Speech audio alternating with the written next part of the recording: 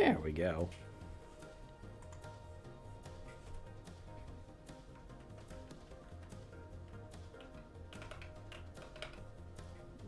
Can't see over. There we go. Making sure my chat function works.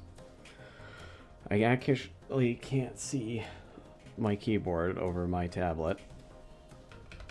So it does pose a problem from time to time. There we go.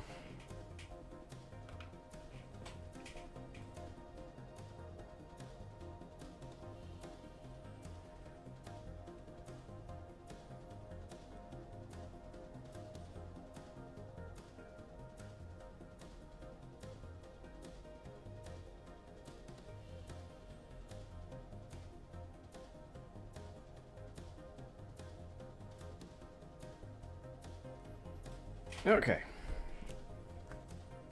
Now to actually get to the thing that I was supposed to be doing today. We'll start with this page. Though, it is tradition, we should check our audio levels. We're using the correct microphone. We're on channel 1. We love to see it. Letting it go, taking a sip of water. Ugh, good gracious. Okay. Too big.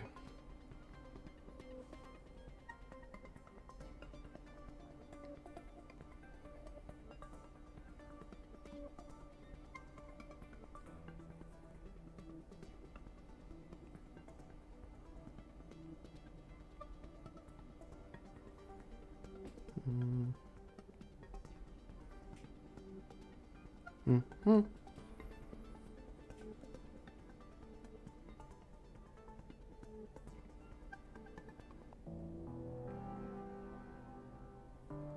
No, I am... No, we're changing the music. Let's see. Peaceful space. Oh, that's nice. That's lovely.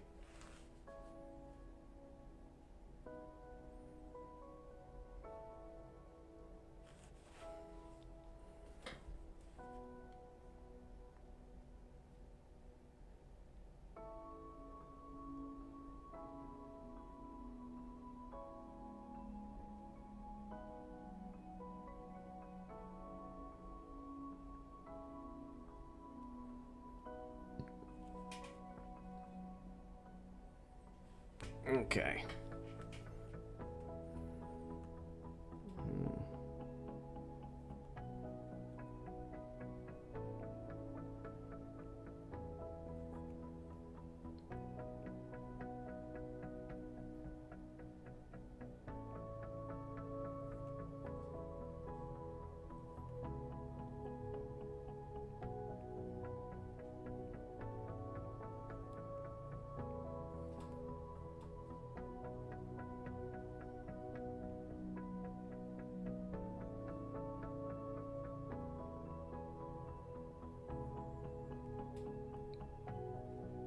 Ah, we've acquired Madam Kitty. You certainly have. Also, did you know you're Sans Undertale? That's, I love immediately after I did that, your little avatar shrugged. You certainly are.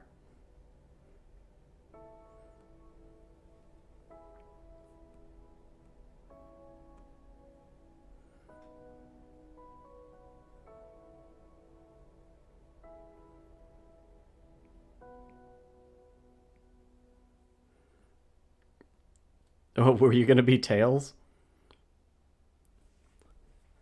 I did have naps. Well, naps are good. That's a good trade-off.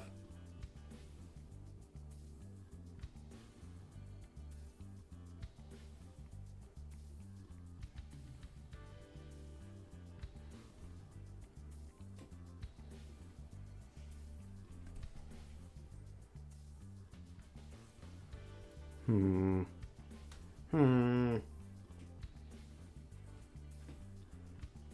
Yes. Yes.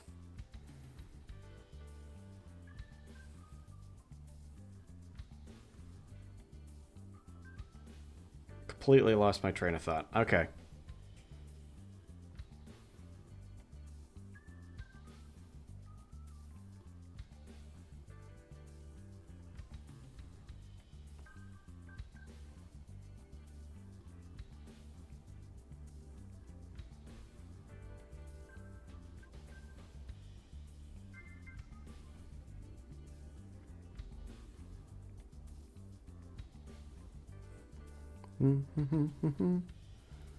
Zero thoughts.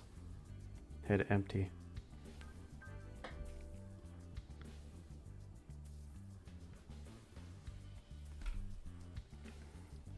What are you feeling for music?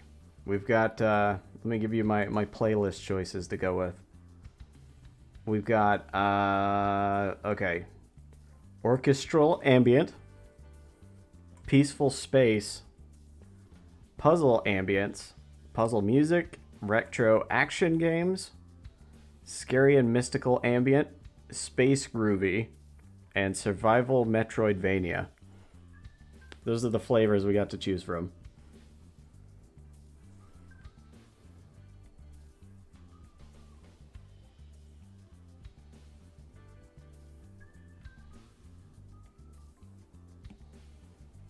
Let's make that survival Metroid. Okay. For reference, we're currently listening to... Oh shit, what are we listening to? Peaceful Space, I think. Alright. Never on survival Metroid. I imagine we'll have a little bit of energy to it.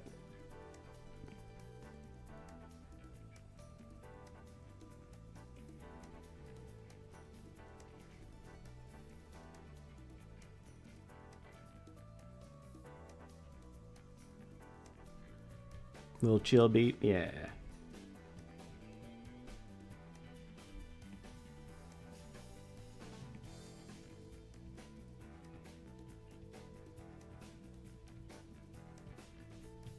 I gotta sneeze.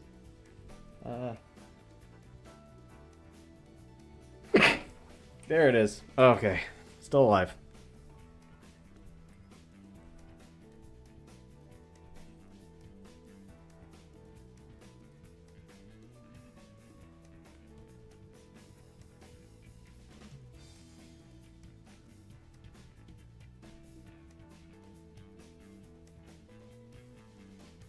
Thank you. I feel blessed.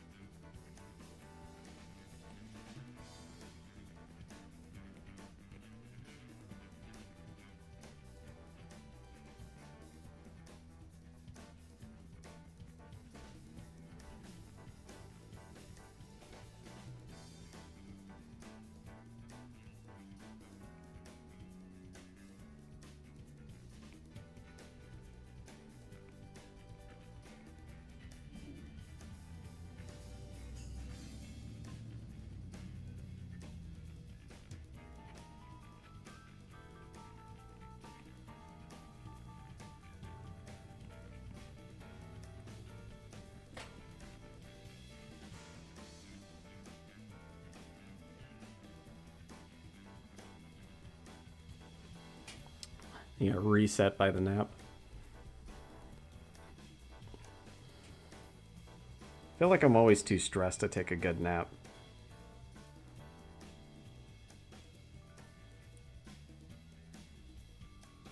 Also don't like have a good nap couch, you know what I mean?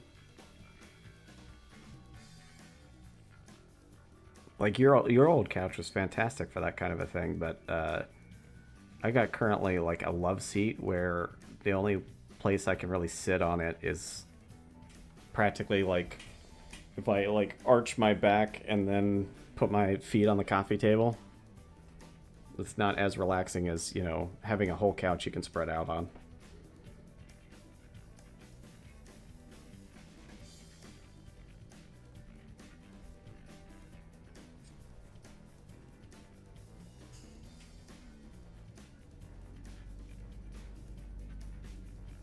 It's gotta be smaller than that. Just a little bit.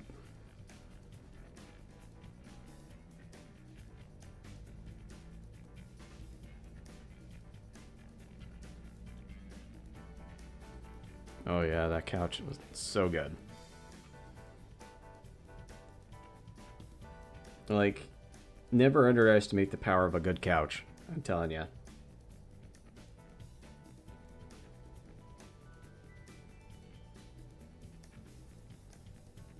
I keep hoping a couch like that'll show up in like a consignment store around here.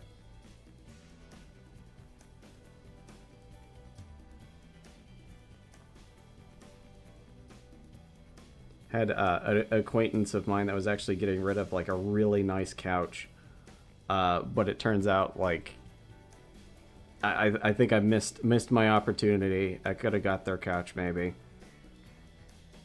It seemed like a pretty good one, but I guess that's another day.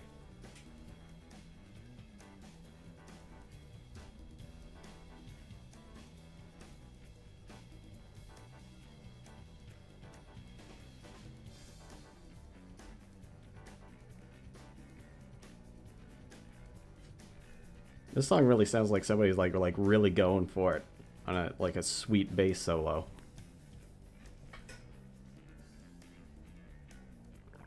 Ah, drink water.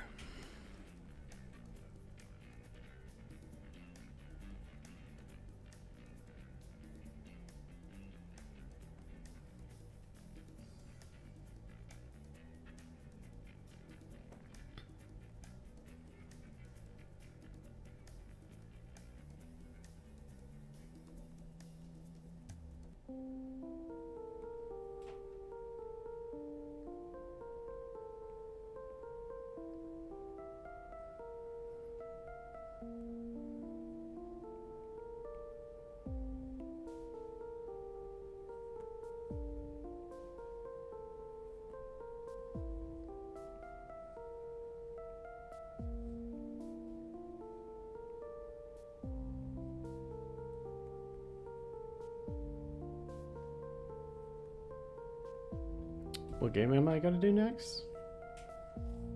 That's a very good question. I've got for the next 2 Fridays, I got 2 new indie games that I'm putting up.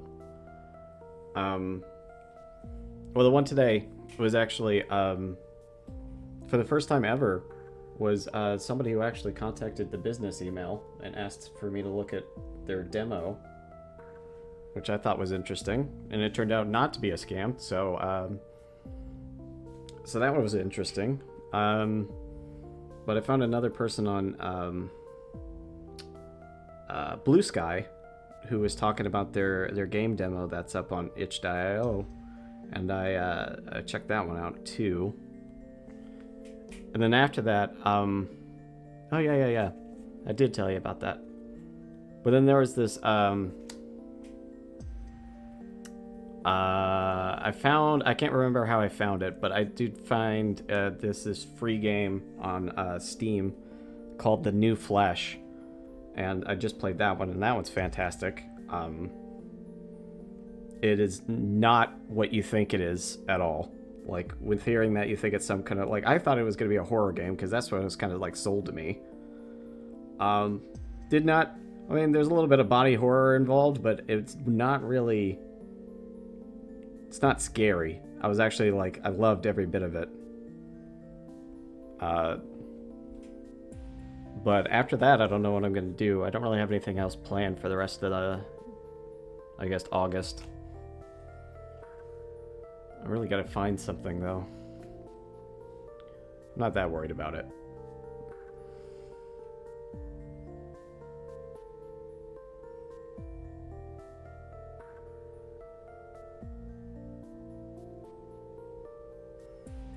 Can you pick the game?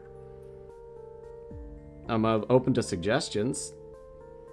If it's a long one, I might not have time for it.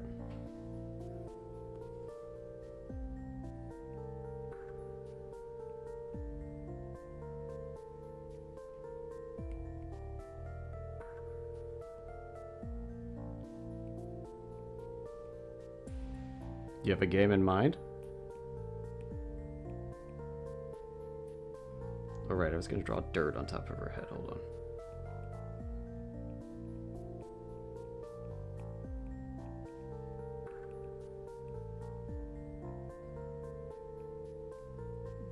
I'll find a cute indie game. Ooh, there you go.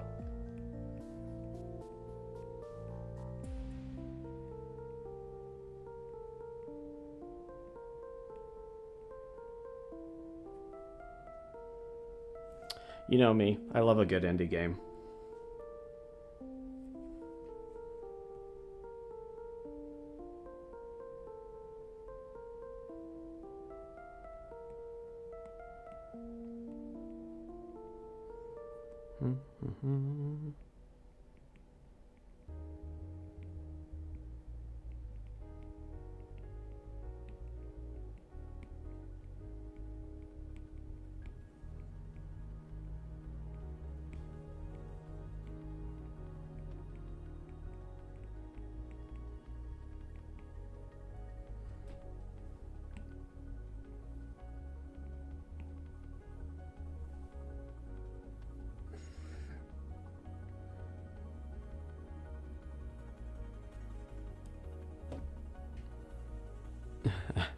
It might make you shit your pants, so it make you want to grow plants. Who knows?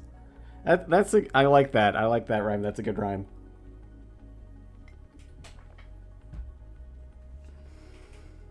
Maybe a little bit of column A, a little bit of column B, you know?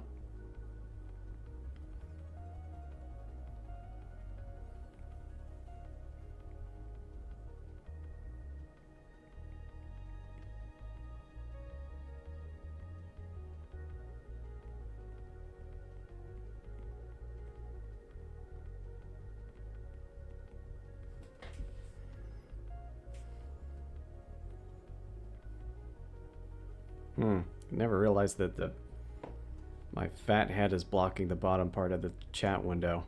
Let's see if we can't fix that real quick. Oh, no, that's changing the whole size. Woo! Okay.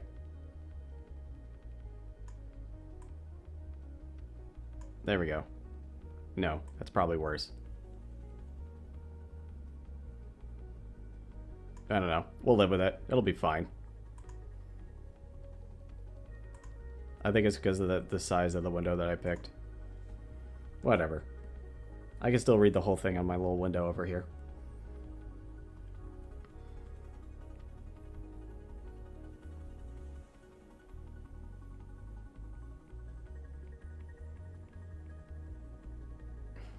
Yeah. Damn the cowlick.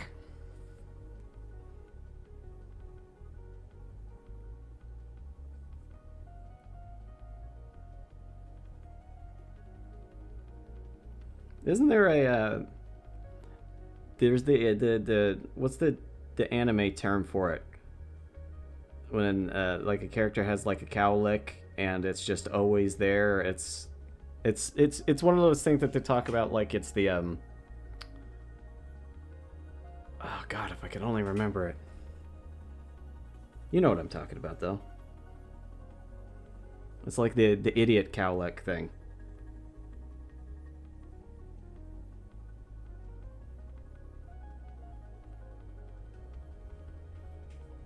Yeah, I mean, kind of colloquially intended, but there's an actual name for it. Yeah, that. How do you pronounce that, Maho?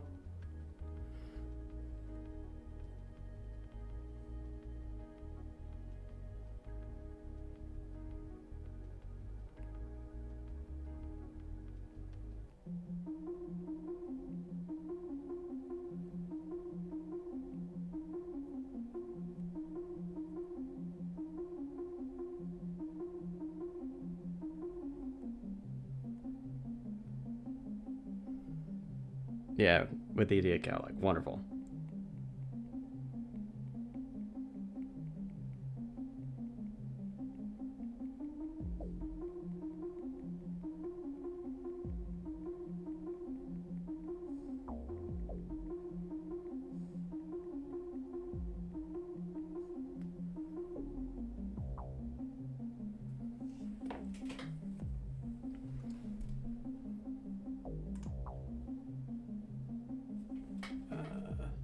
Idiot, cowlick, anime.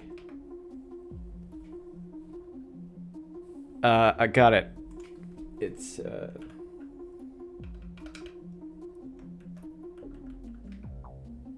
that. I think release the entitled Geescape Fallen Up. Yeah, we do need to hit that again.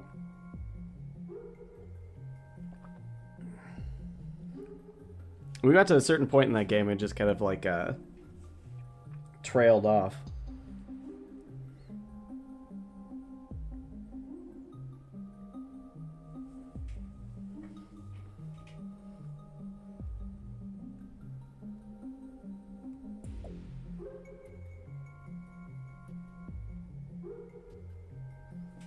You know, there is a mode on Untitled Goose Game where you can have two gooses. You can double the goosery, so to speak.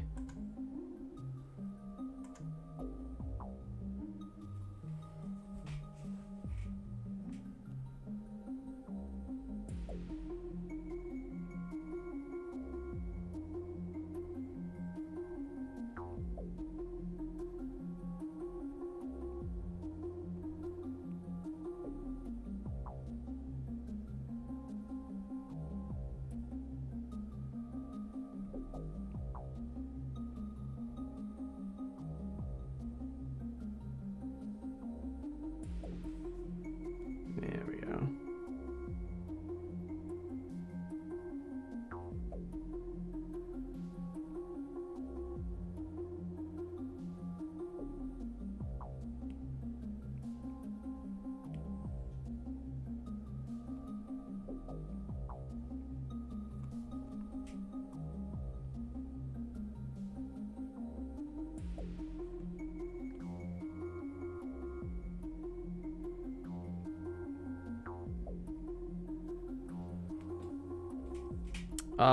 Where are we at? Let's see. So, in the comic, I'll take it back to the previous page. Oma has a fledgling vampire pinned down on the ground, and Evelyn, instead of killing the vampire, is actually working on like trying to figure out what the deal is in this town, because she's been under the assumption this whole time that there's been a vampire that's been attacking this village. So she's trying to get the information out of the fledgling vampire to confirm whether or not they're actually responsible. And in the page that we're working on right now, the vampire is talking to her and trying to explain what's going on from their point of view. And they're just explaining, like, so this, like, first panel is, like, them talking from afar. And then the second panel is, like, the vampire up close talking. And then the third panel is her explaining that she only, like, came into existence, like, a couple days ago. And the fourth panel is Evelyn kind of considering the facts of the matter.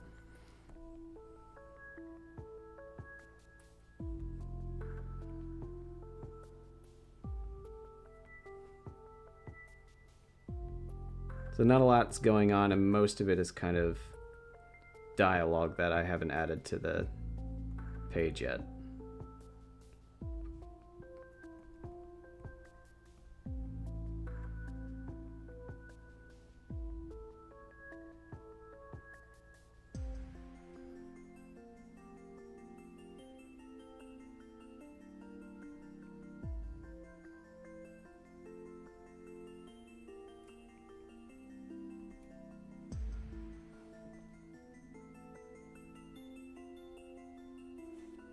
Oh, drink of water. Ah, I feel like switching the music again. I have a whole bunch of like royalty-free music that I bought. I should say royalty-free music. It's music that I bought specifically for like streams and stuff like that.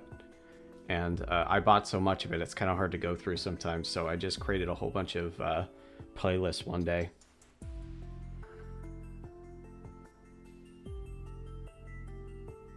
Please sign here to indicate if my birthday was yesterday.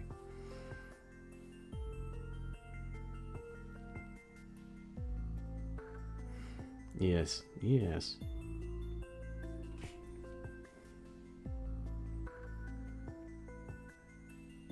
So, is the vampire telling the truth? Is Evelyn going to believe them? Who knows?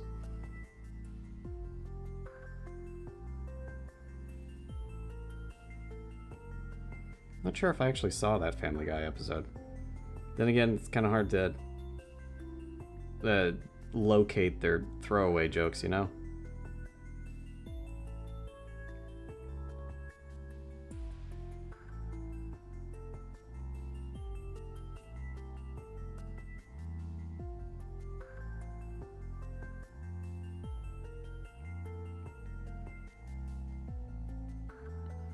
The episode with the Italian? No.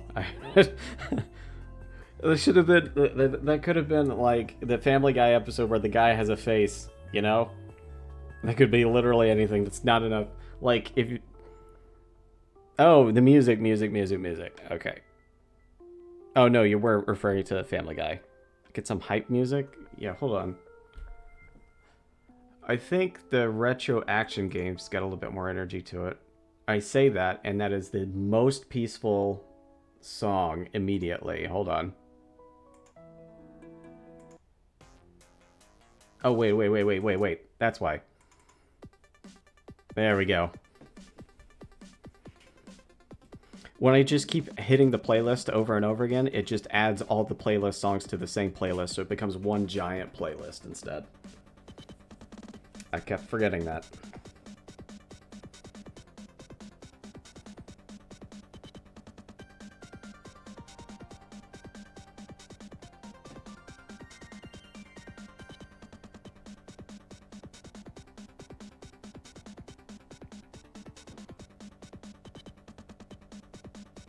Oh shit, I gotta draw her other hand.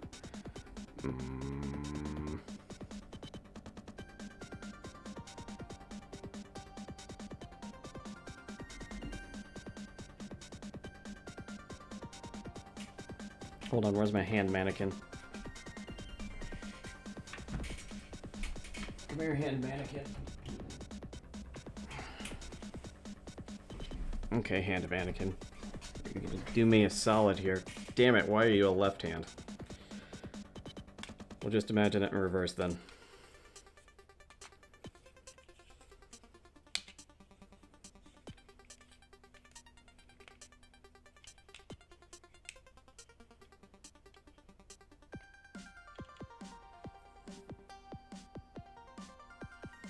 Yeah, that'll do. Alright, Desk Crab, you gotta hold up the hand mannequin for me at this perfect angle. Now all I gotta do is the easy amount of imagining it backwards. Let's see.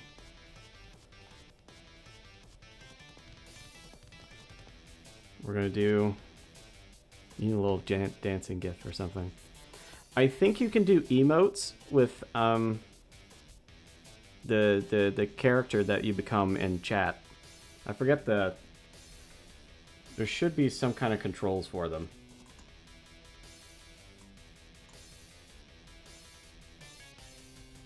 Pew, pew, pew. There you go.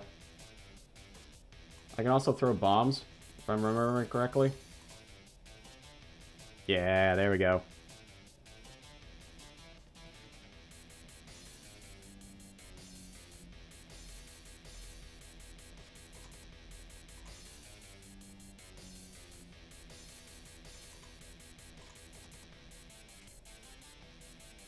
Oh yeah, hands are very difficult to draw because they're kind of there's a lot to them because they're rather complicated. They can be, especially when they're interacting with their environment.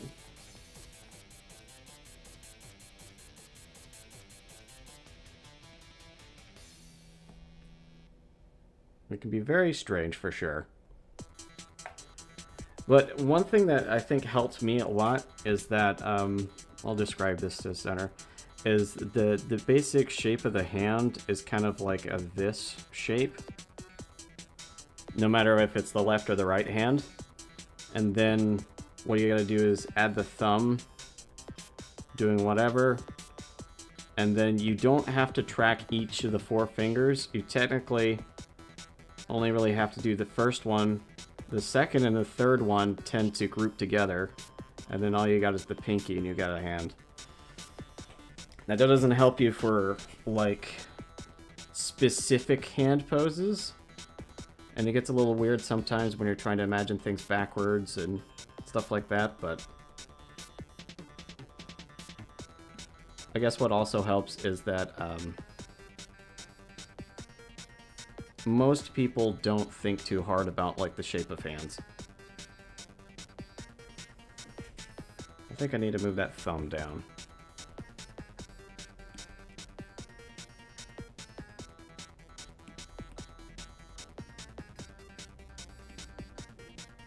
Oops, I moved more than I thought I...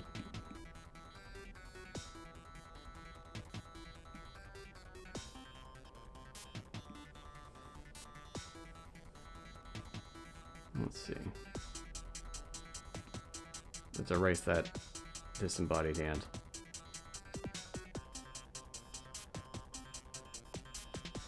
Yeah, the people who think most about hands are actually artists. So that's, and every artist also knows how hard it is to draw a hand. So that does kind of help. It is also worth mentioning that, few people are going to be as critical about it as you are.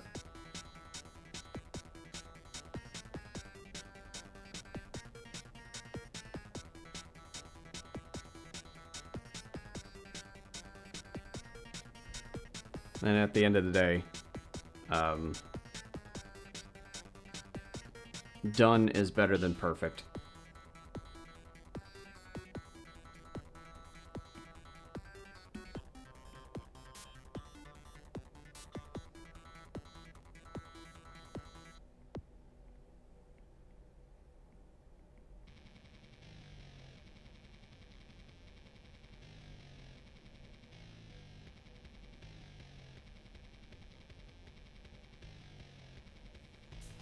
Like, this whole situation over here, not totally satisfied with it, but at the end of the day, I need this panel to be done. So I will live with the discomfort, and eventually I'll get better at it, and I won't care as much.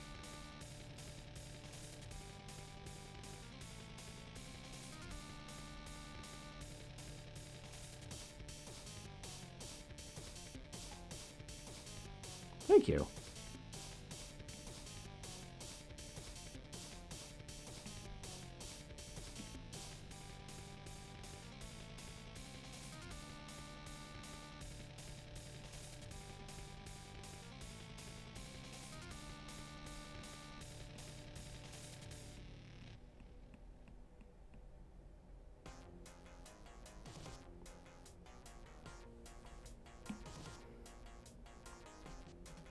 I do spend a lot of time trying to figure out the general shape of things and getting everything just right.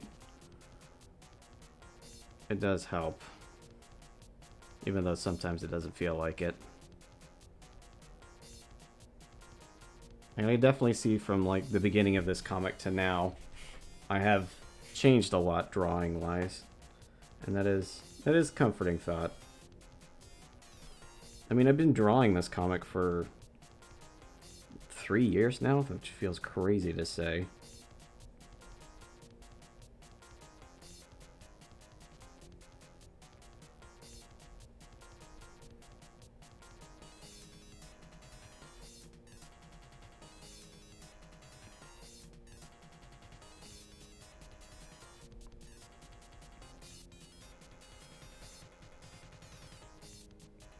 Had a little bit of a self-indulgent moment the other day, and I actually went and read the comic again from the beginning, just for the fun of it. And it made me remember like how much fun I have doing this, and how I really enjoy like when a chapter comes together and finally finishes, you know? One little tale done. I think we'll leave...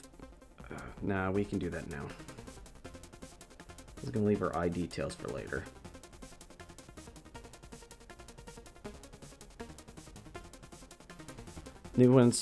Someone that spent a year specifically on hand model sketches and it vastly changed their method of drawing. Yeah.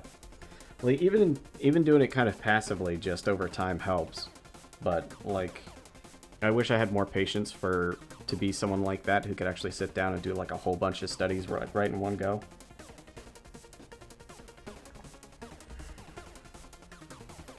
And realistically, I should probably be doing warm-ups with these, but, I don't know. I never got in the habit of warm-ups, so they just feel very alien to me sometimes.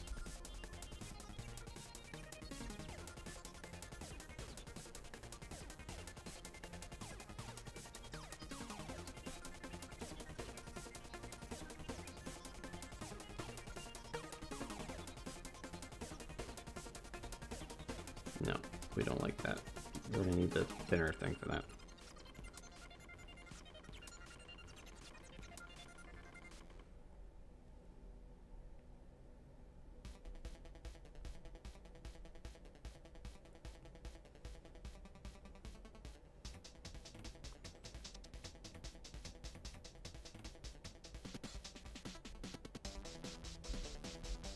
She's thinking. You BRB.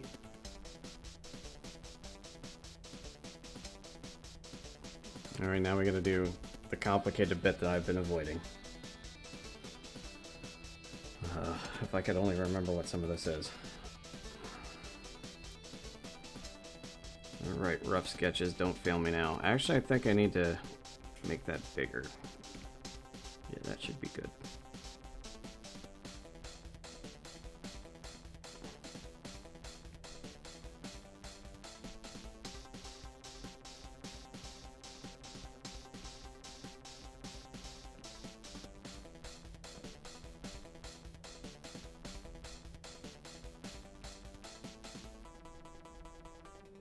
We'll get the little details in here.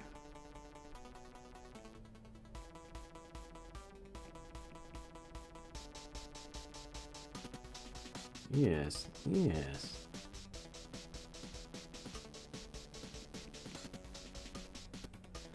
Okay, now what was over here? I think it was another bush. But we're gonna do it a different way.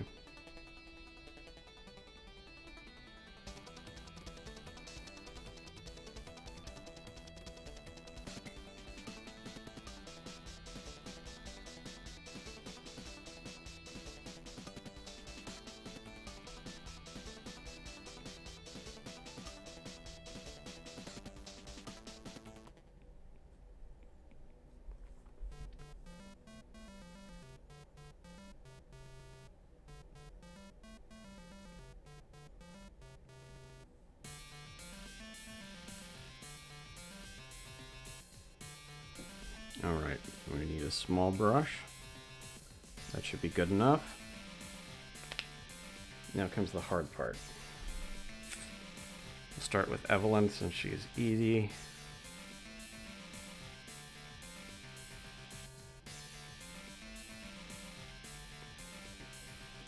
Oh, are we still on another layer? We still are. Let's, I don't think there's any reason to not merge it down.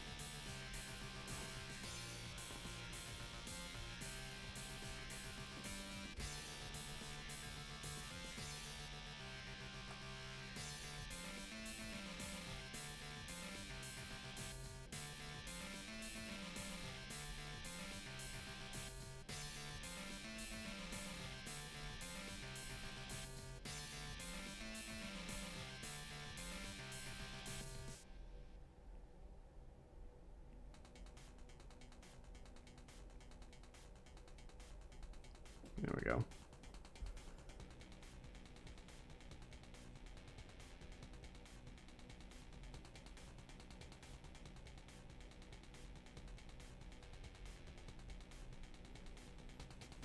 Gotta make sure to not trip over myself at this point.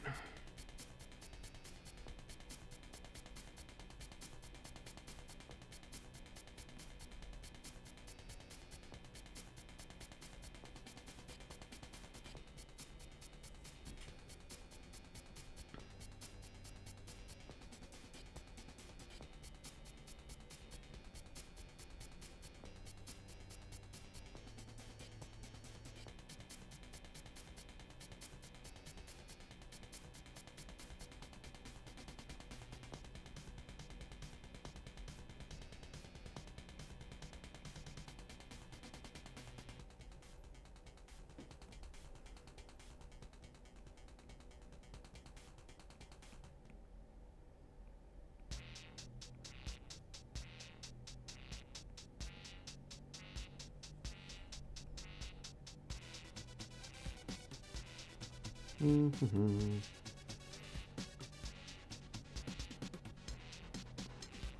I feel like I'm overly concentrating. Oh, I need to drink water. Man, I'm gonna run out of water for the second half at this point.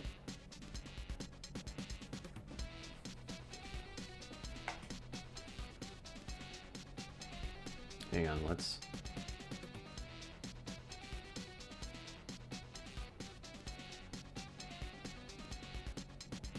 That, yeah, I can live with that.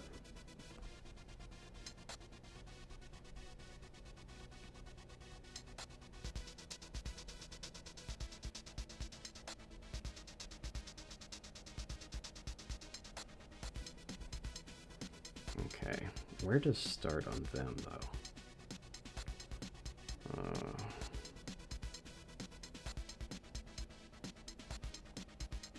I guess I should start with her.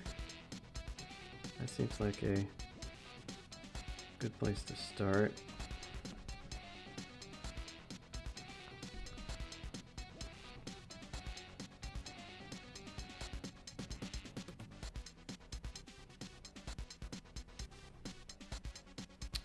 Hit me with the random question.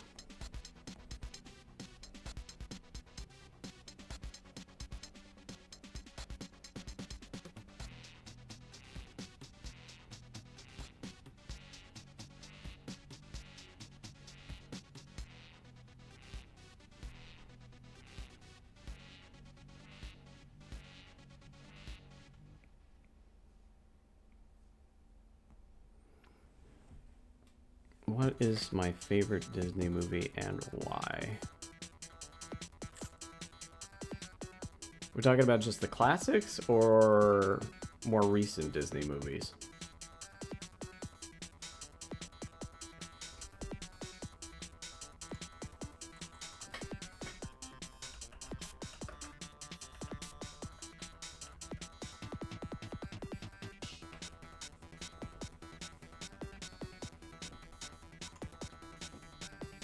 Any? I'm looking up Disney filmography just in case I'm missing one.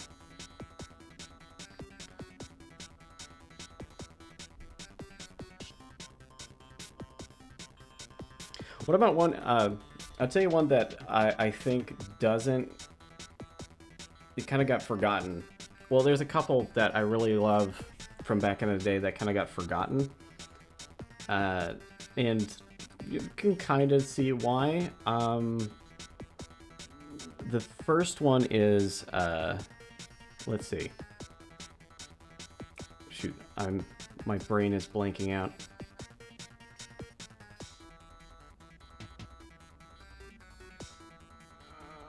Oh, got it. The Black Cauldron. It's like a 1985 film, but it's unlike any Disney film that you've ever seen.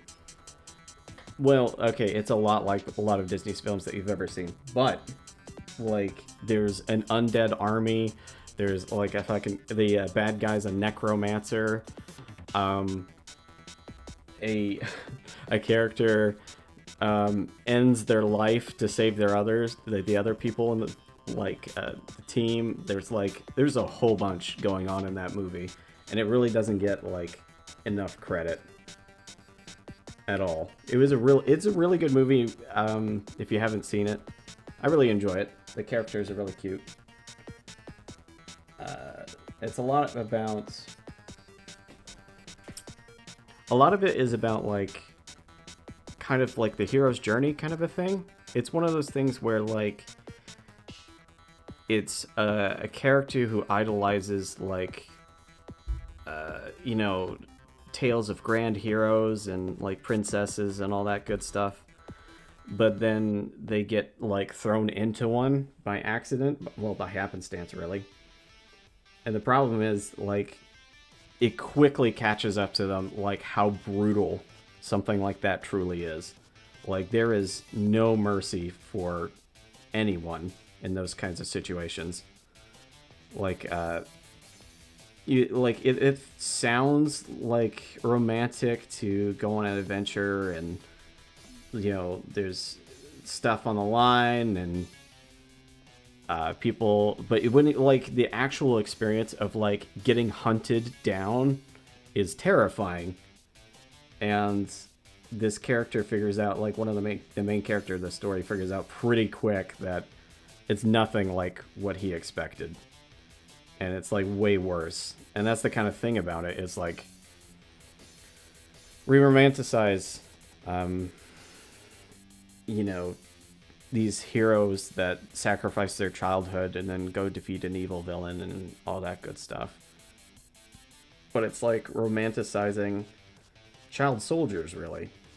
Because these people, they don't deserve, they shouldn't have to experience that kind of thing, but they're being forced to by the universe, really.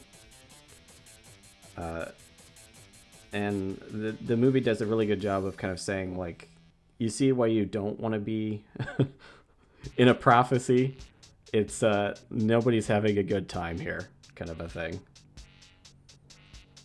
Another one that I think there's a lot of them from that same time period of the late 80s that I think don't get a lot of credit.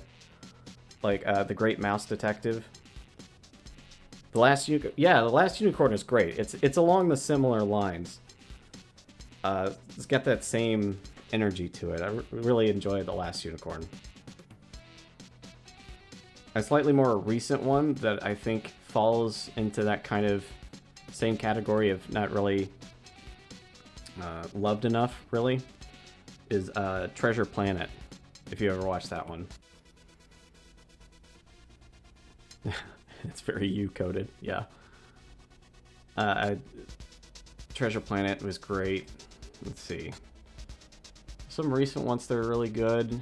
I feel like WALL-E is kind of like a given. That one's a really good one. Let's see. Oh, Encanto. That was pretty good about like family dynamic and that kind of thing. What was the name of that movie though? The other one. Oh, Coco. Coco was so good. That made me cry. That was a hard movie, especially as someone who's like had a family member with those kinds of like mental issues. Yeah, that was rough, man. Really, WALL-E is actually lore in your life. It's actually kind of lore in my my real job. So in our job, we like in my job, I deal with a lot of kids. But one thing we do a lot is we have kids watch movies while we're doing research or stuff, And we have a list of movies that are like fit our categories because we do MRI scans with kids, and we want the kids to be as still as possible. But the trick of it is you have to find Disney movies that like don't start with a death, that don't have like a really popular song right off the bat. There's all these little qualifications that come with it. Something that could be understood even if the sound isn't working, kind of a thing. And WALL-E happens to be like one of those that it's like real easy to understand, and everybody likes to watch WALL-E. We had our old list of movies was like Magic School Bus and WALL-E, and then we got like 100 other movies for people to choose from, and still people pick WALL-E and Magic School Bus. It's a classic movie with a very simple message.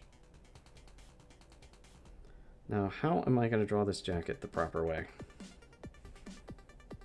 Let's look at it from another angle. That page. Okay, I was conceptualizing it wrong.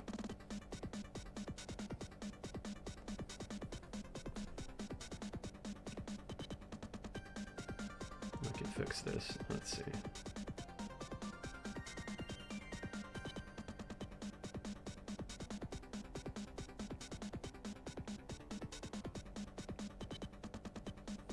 There we go.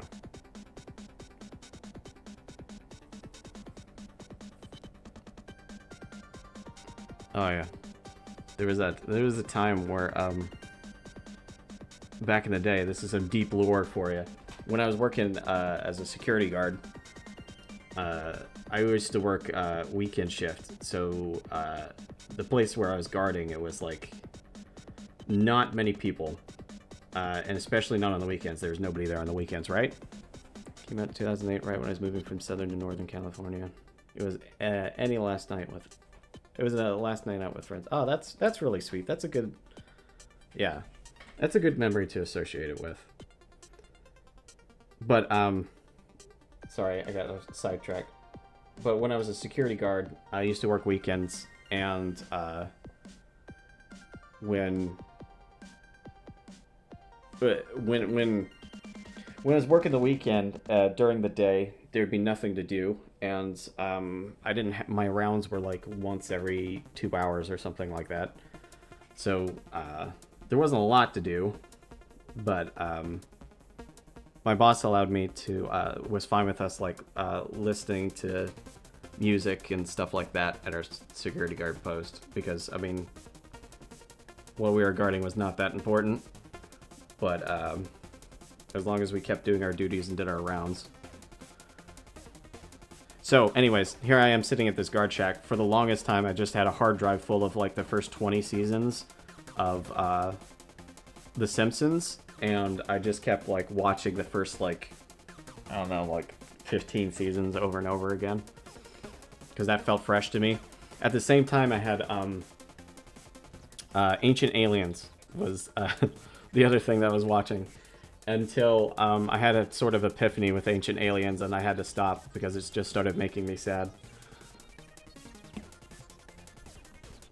Let's see if I can get her arm just right.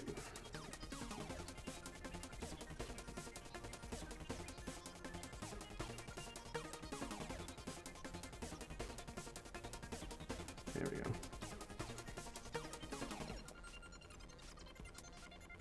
Oh man, this pose is such a hard time. Why did I do this to myself?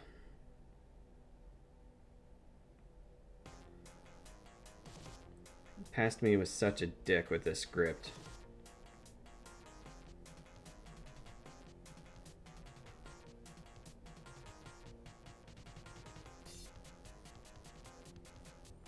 I knew this panel was going to be so hard to do.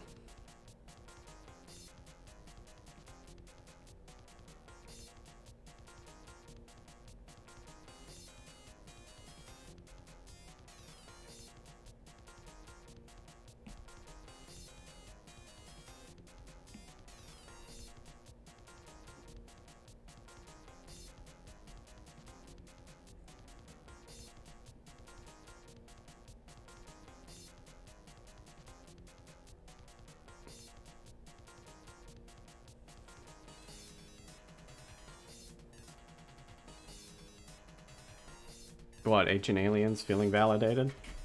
Or my kind of weird epiphany about Ancient Aliens?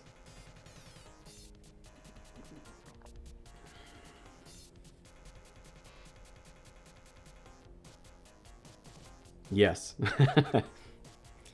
Yeah, I mean, the dude. What about the dude?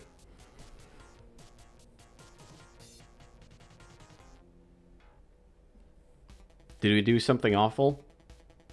Are we about to learn some lore about our ancient aliens guy?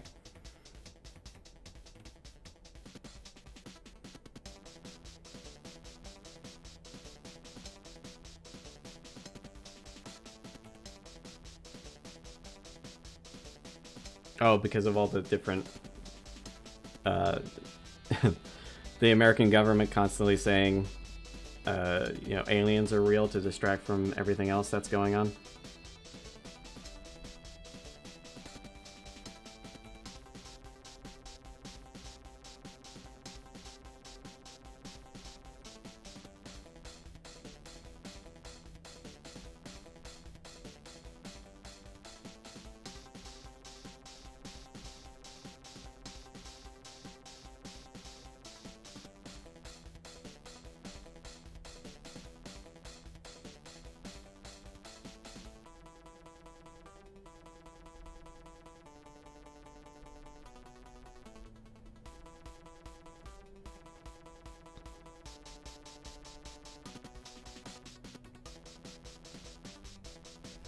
Let me tell you about my epiphany about Ancient Aliens and why I had to stop watching it.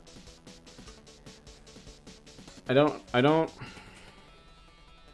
think the show is evil or anything like that. I'm gonna preface that. I know that's a wild thing to say off the bat, but the more I watched it, the more it seemed to be like a layperson coming into things and saying, I don't think these brown people could do this, so therefore it was aliens. Or taking stuff like, it's like when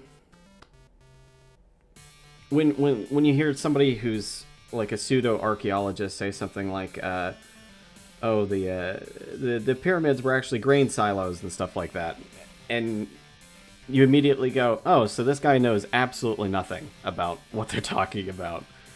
Because, I mean, it's one thing to say, like, to have a wild claim about, like, a completely destroyed ancient civilization, right? But then there's another thing to be like, proclaiming something wild about the Egyptians. The Egyptians, one of the most well-documented ancient civilizations ever, that literally wrote on the walls of their structures what their structures were all about and for. So it's like, they were grain silos, and like, no, they literally said right here, this is a tomb for an ancient pharaoh, and here's the deal. Nothing about grain here. I don't know what the hell you got that from. But like, a lot of Ancient Aliens is not, it's not, like I said, it's not evil or anything. I don't think it's malicious.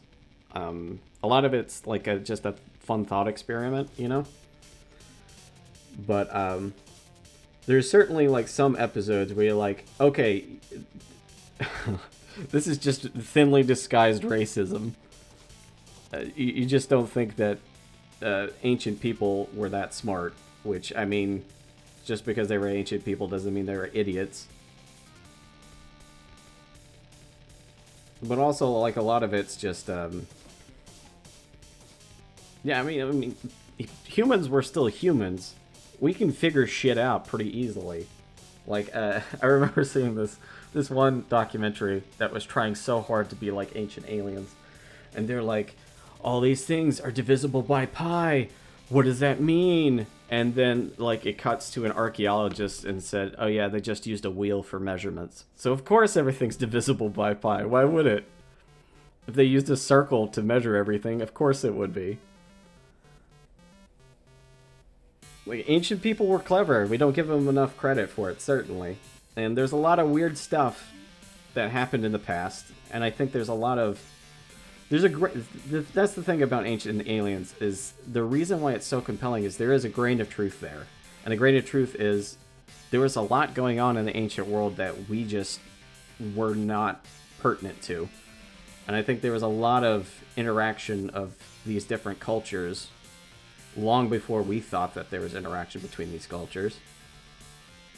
Like there's certain places, and I can't remember where it is, but there's, because you think about the Americas versus Europe and Africa that never had any contact with each other, but then you think about like the the Vikings. The Vikings got to North America a long time ago. You can't prove that aliens weren't at the first Thanksgiving. Exactly. You can't prove a negative. You got a point. Thanks, South Park. You made that conversation so much harder. I think I would be more annoyed with ancient aliens if I was an actual archaeologist. I think that's the thing. But luckily, I'm far enough removed that I can still enjoy it a little bit. But a lot of it is just like, oh, this guy's just a racist. That's we're just gonna ignore that bit. Like, me and my dad actually used to watch Ancient Aliens together, and we liked it because there was always this. We like to laugh at it, more precisely, because there's this always. The show is really good about like setting up like little known places of archaeology that are really interesting. And then you can always catch the point where they just say, okay, now let's just go fucking hog wild with it and do something crazy. Because it's so, like, what we like to do when we were watching it is we would sit there and try to pinpoint the exact point where it went off the rails. And then from that on, it was just making fun of these wild ideas that this person had. Like, oh, that's a very interesting archaeological site. That is pretty cool. I don't think it was a factory for building synthetic robots in 3rd century BC, though. You lost me on that point. It's all part of that, like, we're just asking questions mentality that's always so fucking annoying. I didn't say that, but we're just asking questions, you know? Like, okay, but you just went on a spiel for the last, like, 30 minutes talking about how you thought this was an ancient airport when there's literal writing on the walls that says, no, this was a granary.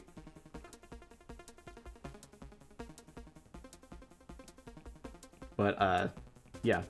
That long-winded speech is why I why I had to stop watching Ancient Aliens at work. I started getting too heated about it. Especially when they make a statement and they get so close to the truth. Like, these ancient skulls were you know, they're found, nobody knows how they were made, and it was so uncertain. And then they get so close to the truth, like saying, like, oh, there's this guy in the 1800s that was known to have made forgeries of them, but they could have been real, and you're like, oh, you almost had it. It was right there. You were so close.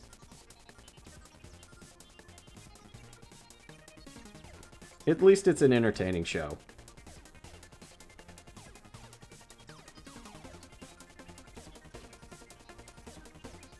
You love a good, it's kind of like an exercise in creative writing.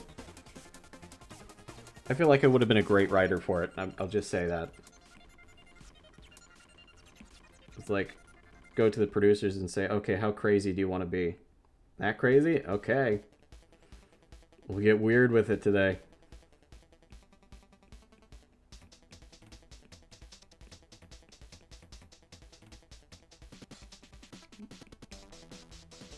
Oh, hey, I think, try something out for me. I think if you hit, if you type out exclamation point and then the word jump with no spaces, I think your character will jump. There's a whole bunch of commands that I forget what they are.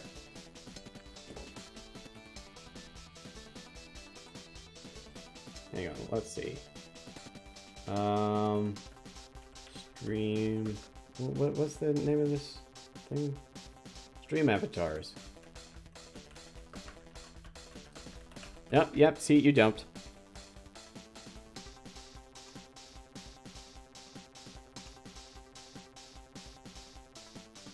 Oh, you can get an example. Hold on. Commands. There you go.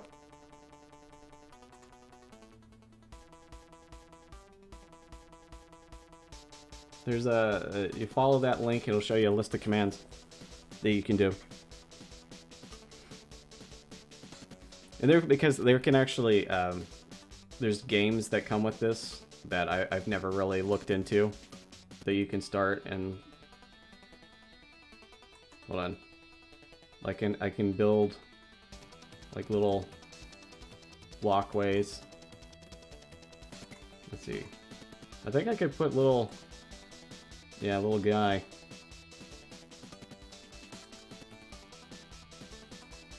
Let's see. I think I can change that. Hold on. I can do stars. My favorite part though is I can just pick you up. Whee!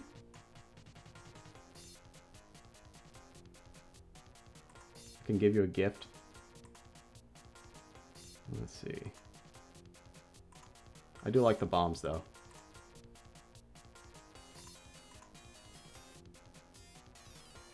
Well, my avatar's off screen now. I destroyed him. He'll be back eventually. There he is. I think that is more than enough for that background.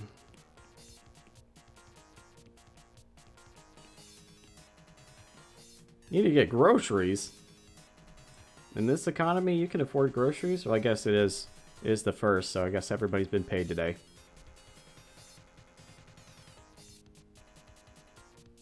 I tell you what, those paydays are feeling better and better. Vape, candles, and a snack. Now that's an afternoon.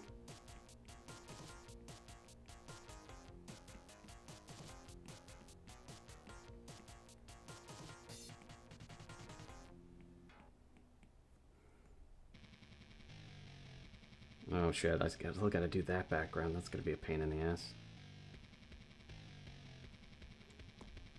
Let's sort out Evelyn's eyes first.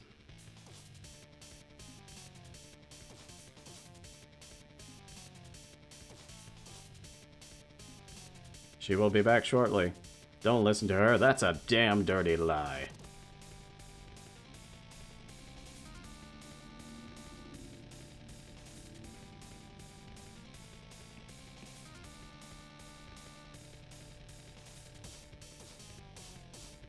Okay, let me just adjust that a little bit.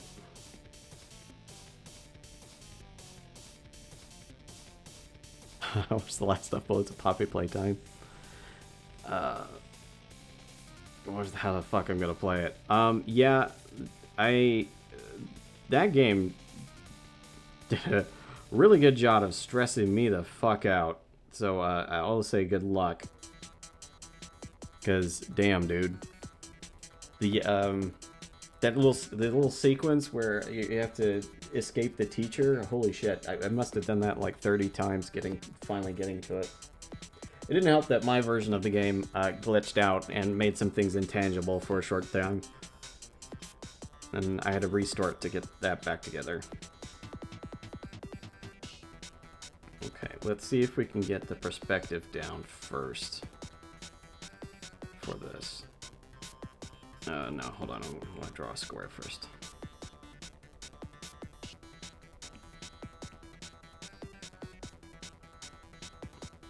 Yeah, I mean,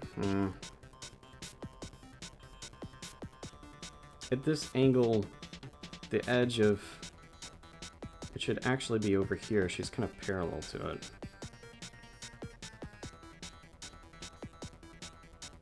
Because there's a wall, if I'm remembering correctly. It's been a while since I've drawn that cemetery. And if I remember correctly, there's like bits and pieces over here as it breaks off and apart. You know, I definitely have... Let's make this easy on myself. I definitely have this angle specifically. There. That's the thing. We'll have to zoom out, but that's the thing. Okay, we'll take it from this panel. Let's see, where's our... There it is. Why make life difficult for yourself when you can not? Copy.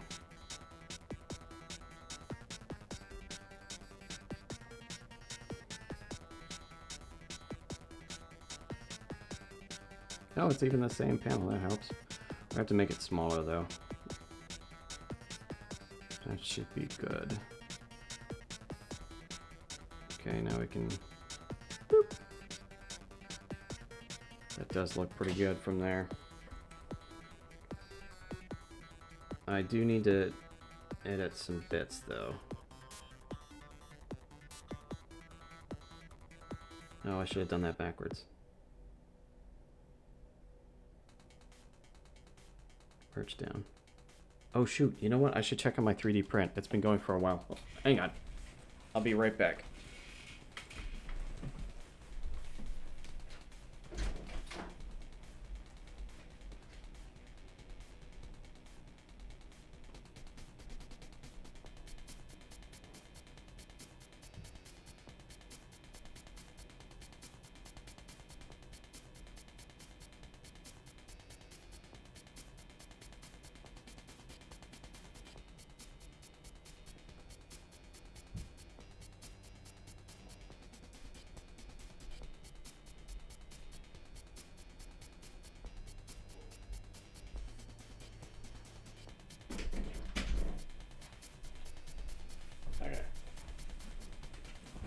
I was worried for nothing. It was nearly done. You'll take over the drawing from here? Shit, man. Yeah, she does remind me of that SCP specifically, like that stone doll one. Yeah. It's the exact same energy. Or Weeping Angels, really. That same kind of thing. Like, man, the second I... Because the whole time, because like that game's really good at like messing with your what you think is going on versus what's actually going on. When I first saw her, I had no idea what the hell was going on, so I was just kind of like living with it. And then I thought I was having to like run from her, and then inevitably she would catch up to me and kick my ass. But when I realized, I looked behind me to be like, where is she at? And I realized that she stopped dead in her tracks, and I was like, oh my god, this is a Weeping Angel bit. I could have been doing this so much better this entire time. Let's see.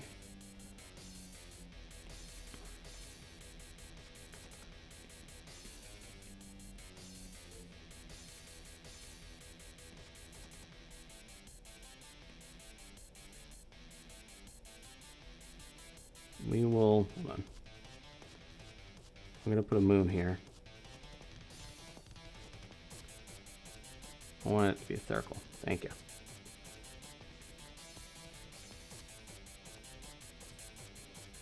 I'm gonna leave it like that, but we're gonna paint it in instead of actually doing it like that. It's gonna look a lot better.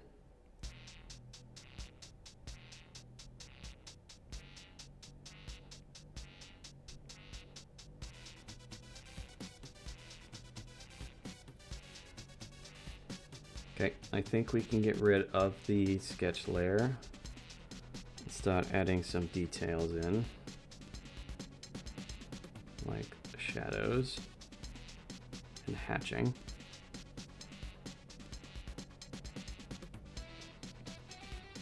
Color's the brooch gonna be?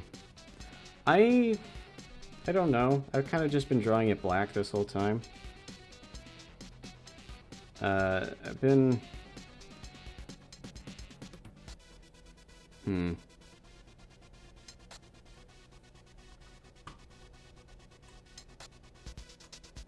Ah! Sorry, the thing that I created does have collision. I was just testing it. This whole time I've been drawing it kind of like in a blackened state because I actually kind of thought of it on the spot. I think it was... yeah, this episode up... This part up here.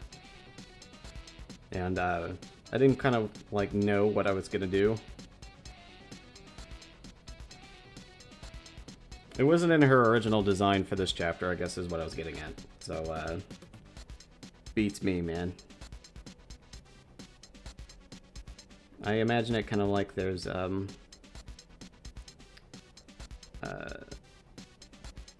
in like late 1900s they had this thing that was pretty popular, these brooches that had like pictures of women's heads, like silhouettes in them. I forgot what they're called. Those were pretty popular. That's what I kind of expect it is. That's what I'm kind of acting like it is, even though it's not really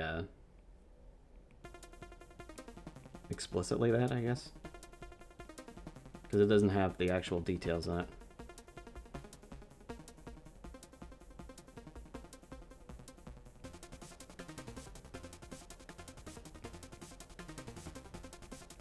It's kind of a bolo tie situation going on, you know?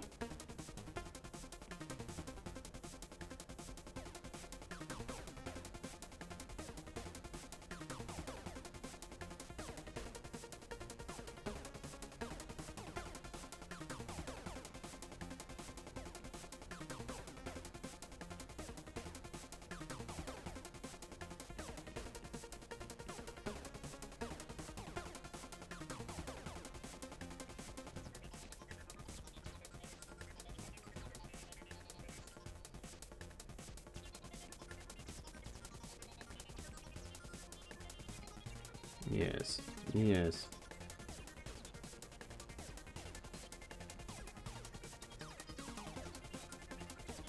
There's this comic artist that... How long did shading take you to learn? Can't even imagine where to start. I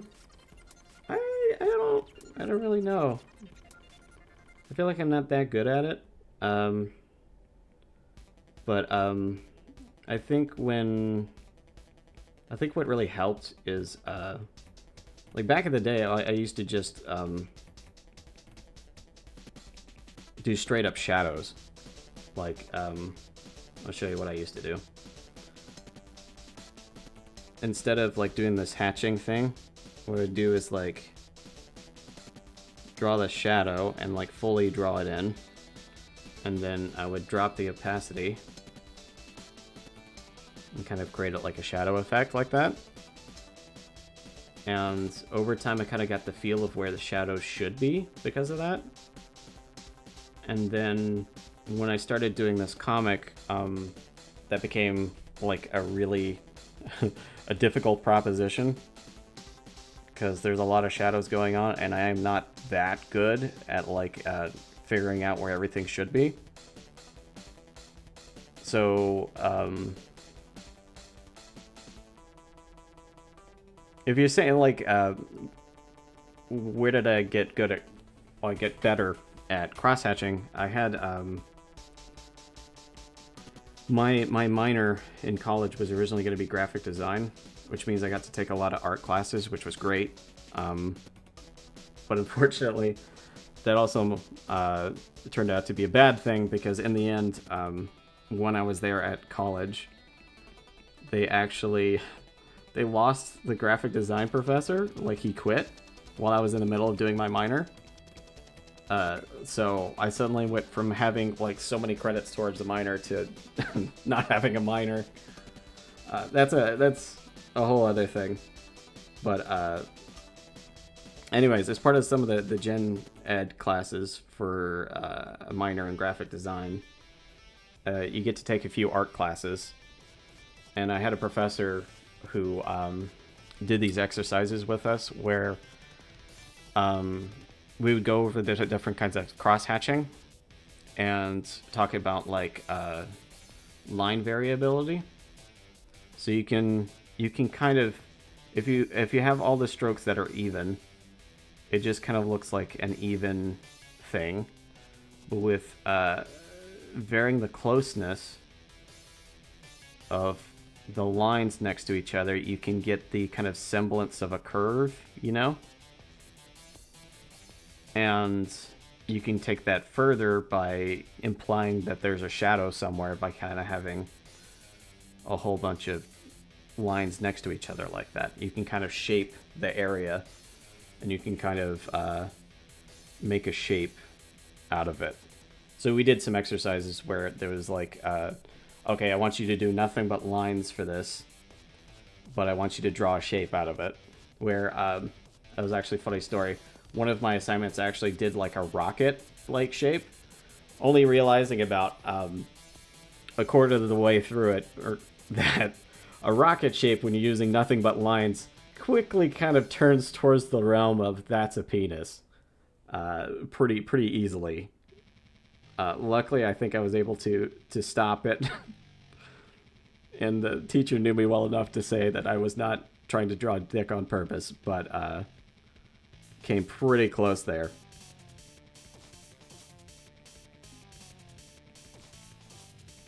But a lot of this is Pollery, yeah. It was a whole thing. But a lot of this is it's kind of an illusion. It's a trick, if you will. I've realized while drawing this that the viewer will actually add more details in using their imagination if you leave it kind of vague at what's going on. Let's see.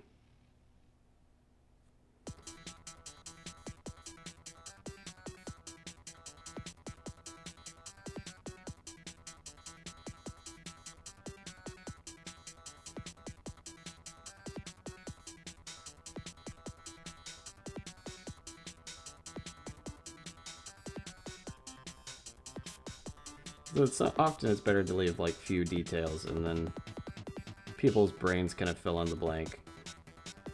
And by lowering the size of the pen, you can add a little scratchiness to things, and that does help change the feel of things sometimes. I can never quite get bushes right though, which is fine. A lot of details around the edges of things to kind of muck around. Let's see, am I happy with that? I'm happy with that. We add some scratches to it. Oh, thank you! I don't know if you were listening earlier, but we had all... I've got a whole category of different stuff. Let's see. Let me throw some categories at you. We are listening to retro action games right now, which is this playlist. Astrobot vibes, yeah. We also got scary and mystical ambient, space groovy, survival Metroidvania, puzzle music, and puzzle ambience music, and I think there's an orchestral version of the ambient playlist. There's also one called Peaceful Space, which, I mean...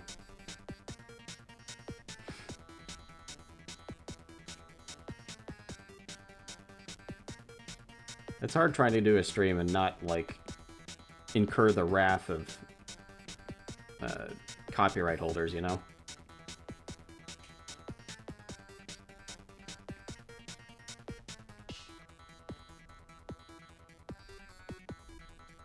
I think that is good. I don't think we have anything left. God forbid you want to play Uptown Girl just once. Yeah, no kidding. That's the thing, is the thing that I'm listening to, usually when I'm just sitting down and concentrating on something, is definitely not music that I could get away with.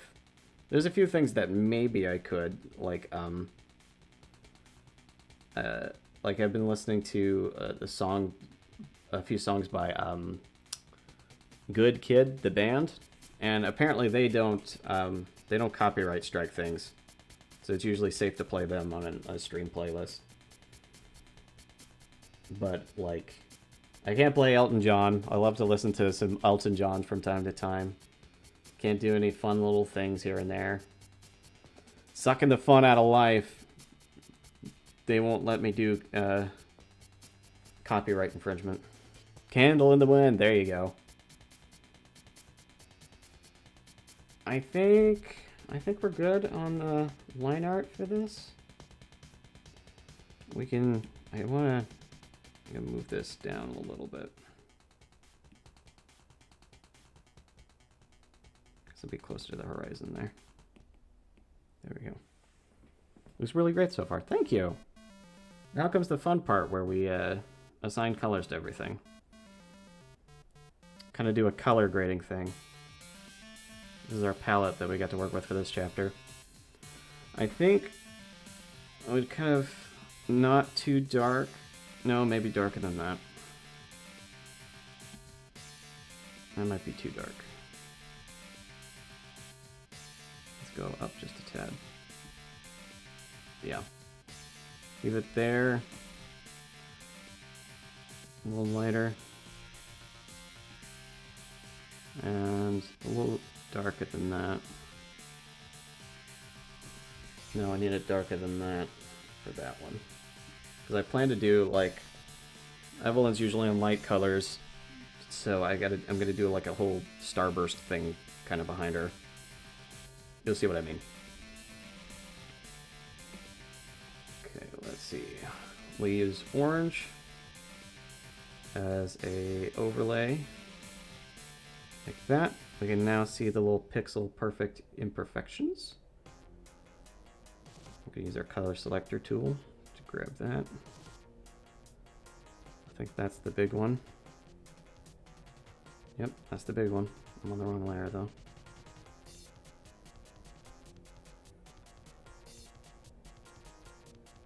Boom, done. Done.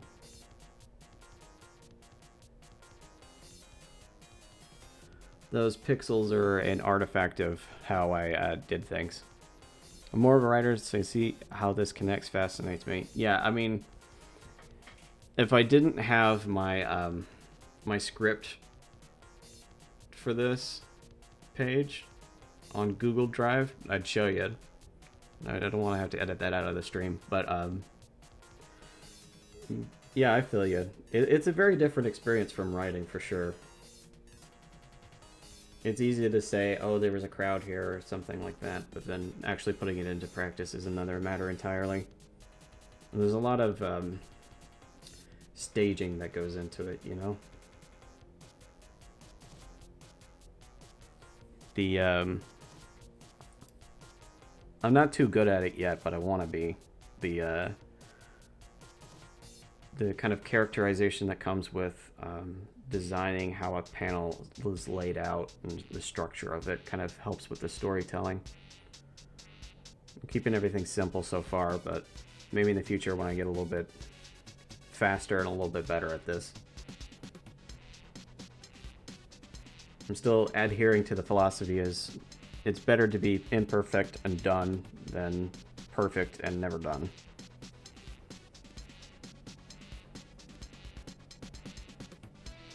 This is unrelated to our conversation, but I also have Crock-Pot, a Crock-Pot going with some pork chops in it, so I'm looking forward to that too. I should actually be checking on my, how's my battery life doing? 52%, I'm fine.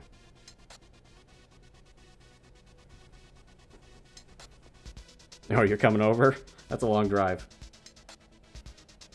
I'll send some in the mail. Alright. Now we're going to steal colors from the previous page.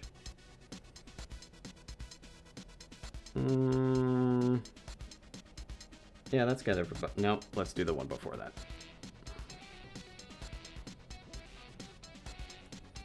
Take all the shade off and that so we can get a true color representation. Grab Evelyn's colors. Can only do 2 at a time.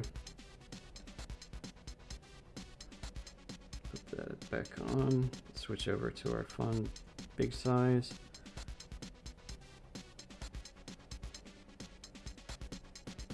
Let's see. At the moment, Evelyn's only got like 3 colors, which is intentional. I originally decided to do everything kind of in grayscale because I was not very quick at drawing things in... Oh shit, I forgot a detail. I'll fix that in a second. But I'm not great at doing... I'm not quick at coloring, I should say. So to reduce the amount of things that I actually have to color, it became necessary to do everything in like grayscale and worry less about things.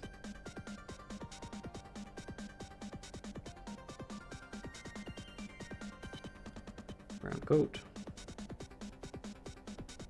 Oh, that's the only... Okay, that's the only panel she's on.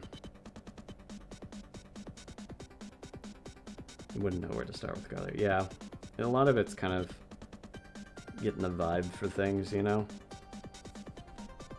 It's not an exact science, I'll admit. The most difficult aspect... Let's see. I don't know, it kind of depends. I've never been that good at doing... Oh shit, what was the last time that where's hair colors at? I guess we can use this page. Well, it doesn't have her chest color. Well, I guess it does have that, though. Sorry, distracted for a second. Backgrounds have always been like a hard sticking point for me, I guess, conceptually. I'm trying to be better at it. But it is rather difficult. Hands are a good sticking point as well. But my script has been kind of chosen to make it difficult for myself. That way I get forced to actually do it, you know? Because I've never been good at doing background stuff too well, and even doing background stuff is like a painting type thing. Like, I like to paint, but the painting that I do is usually in like traditional. It's got a different feel entirely from digital painting, and the brush never acts the way I want it to, like it would if it was an actual paintbrush, you know? And there's a little bit of a learning curve when it comes to doing digital art to get things the way you want it exactly and get your process down. The production of the comic over time has really refined things down, but I'm still improving it as time goes on.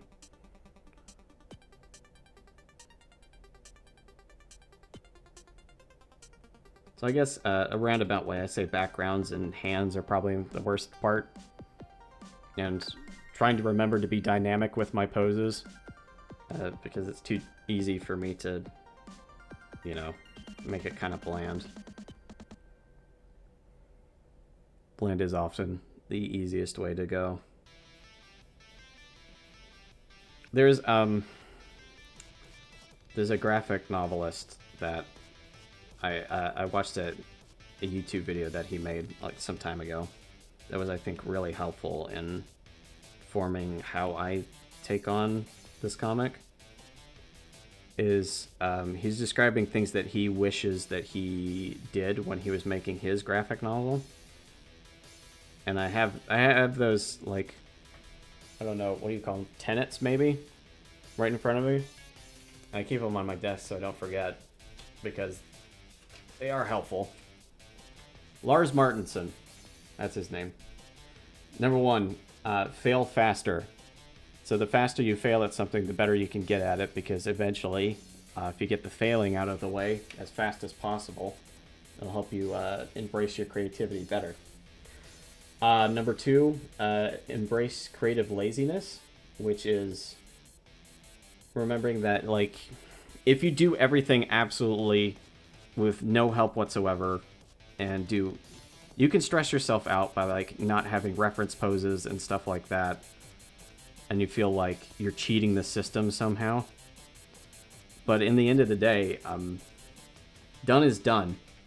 And as long as you're not stealing from someone, might as well. I mean, like the background part that I just did here, that's embracing creative laziness. I know that I had that sort of angle already, so go steal it from the other page and then paste it in. That way I don't have to redraw it. The number 3 tenet is pick your battles, which is, yeah, it's great advice. Pick your battles. So leave the struggling with having to, like, oh, I can't lose that part, or I can't do this, or I can't do that. Leave it for the things that actually matter, and don't worry about the things that don't really matter. It's just a way so you're not wasting your energy on something that actually, in the end, it doesn't really amount to much. And the last one is let nothing be sacred, which is a lot of, when you're doing writing especially, you kind of get stuck on, oh, I can't do that. Oh, I can't do that. But that, in the end, is kind of stifling your creativity. So if you say instead, anything goes, you enter a space where you can kind of like go for something else entirely, which might be a little bit more surprising to you. Like, I take it as like, let your characters make mistakes, even if it's not necessarily, hi, Nuclear Linguini, it's been a while. But like, let your characters make mistakes that they can grow from, you know? It's a process. But yeah, that's the kind of advice that I try to keep in mind while I'm making this. Things are different. I feel like if I don't, I'm gonna seize up, you know? We're all using the same white. What am I talking about? We're just gonna use that.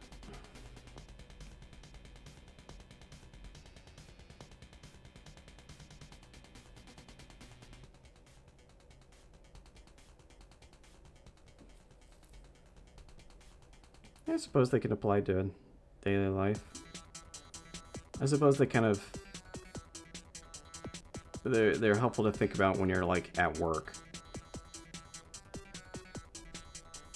Yeah, I'll type out the guy's name.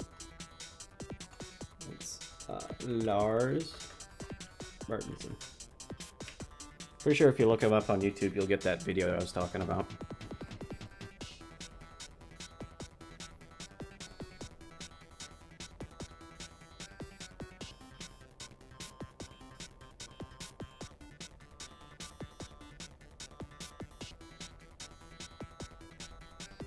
I'm taking way too much time on this small panel that's zoomed in.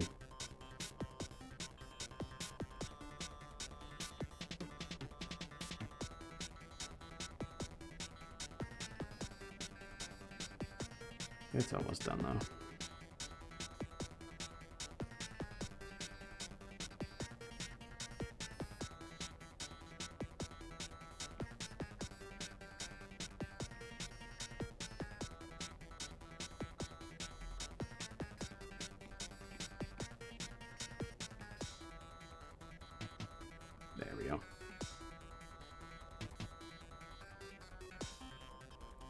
Howdy. Good to see ya.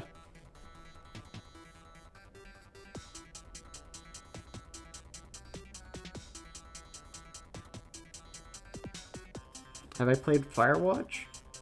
Yeah, I know. I actually watched. I haven't played it on the channel, but I have watched a playthrough of it. I think I was watching Jacksepticeye, or maybe it was Markiplier back in the day. It's been a long time since I've seen that, though, so maybe that's one I can look into and play on the channel. It's always good to go back and do some classics now and again. I really wish Subnautica wasn't pushed back. The Subnautica 2, that would have been a good one.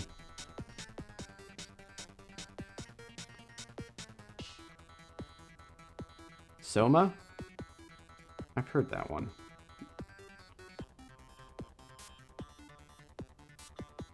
Don't make me start on Subnautica. Yeah. At least the developers, the actual developers, not the company that they work for, at least they're doing the right thing and suing the company. So, okay, so if you don't know, their contract with the publisher that they work with, their contract said basically if we develop Subnautica on schedule, the Subnautica 2 on schedule, and do everything that, if we meet all of our targets by 2026, we get a $250 million bonus. And unsurprisingly, developers were actually like super on track to do that and get it done, and even make all the targets by the end of this year. And then the game developer decided, no, just kidding. You're actually gonna release the game in 2026. That way, they don't have to pay them out the payout that they would have earned for doing everything right. So rightfully, they're suing them. And I think on top of it, didn't they get rid of their lead developers who were in charge of the whole thing too? Yeah, I mean, it's a whole mess. And I'm remembering again that of a detail that I forgot to draw back in. We're gonna switch back to our line art layer. I had in the last panel that she stuffed the steak in the back of her pants.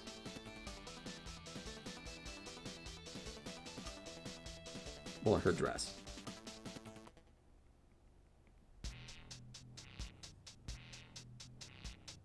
Yeah, it was 2 or 3, yeah. Yeah, I mean, when a developer does like scummy things like that, they deserve to get sued. That's ridiculous.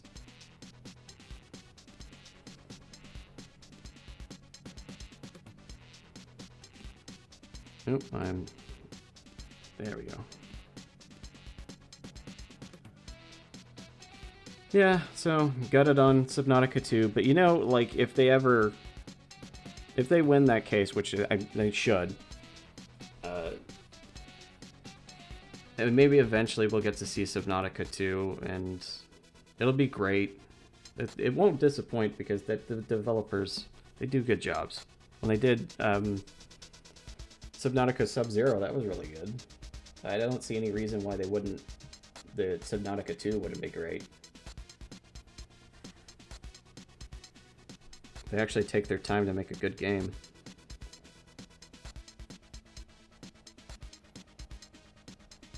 Unknown Worlds, yeah, they do some good stuff too.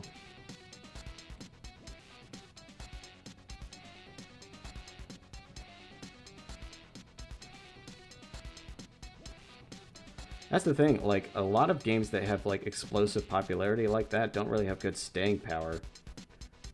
But Subnautica joins, like, Minecraft, and, like, people will still love to play that game, and still a very interesting game for, like, to this day. It holds people's attention very well.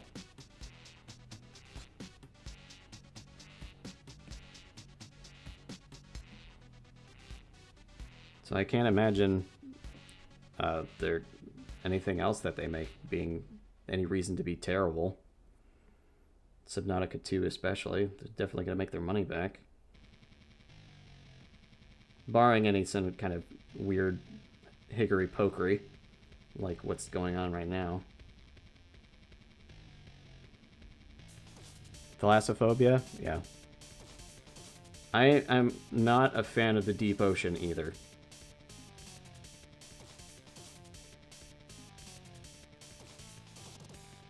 Like, I've been to the ocean. I'm fine with swimming in the ocean, but I'm not sure I would be good with diving. At least not to a certain point. At least not over open water. And to a similar point, I would never be able to do cave diving. Or, I guess, spelunking in general. I love caves, but going into, like, uncharted sections and stuff like that, no, that scares the bejesus out of me.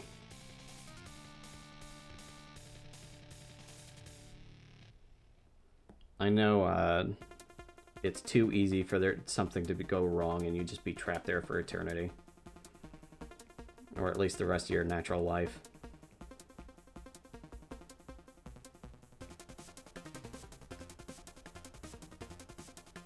You hear cave, spelunking stories, and it's never like, I've seen Descent of Good. Yeah, exactly. It's never a happy story, It's, this guy had 3 kids, and a really happy life, and he decided to go into this cave one day and just to spelunk for fun, and he ended up upside down with knife wounds in his chest and crushed under a giant rock, and they couldn't bring him out, so they just buried him in the cave. Like, that's depressing. That's a horrible way to go out. There are worse ways to die than just death,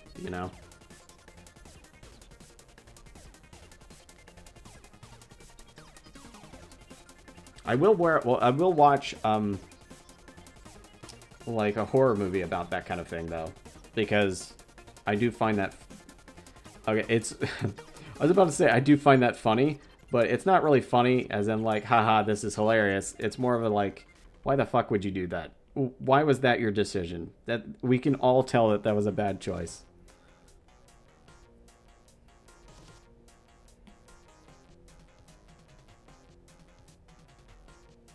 Oh, you know what was a... That's a Jinky Submarine. You know what was a really good... There is... It's on Netflix. Let's see if I can look it up real quick. Was it Time Trap?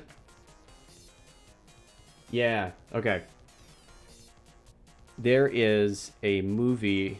I think you can watch it on Netflix, but it's called Time Trap.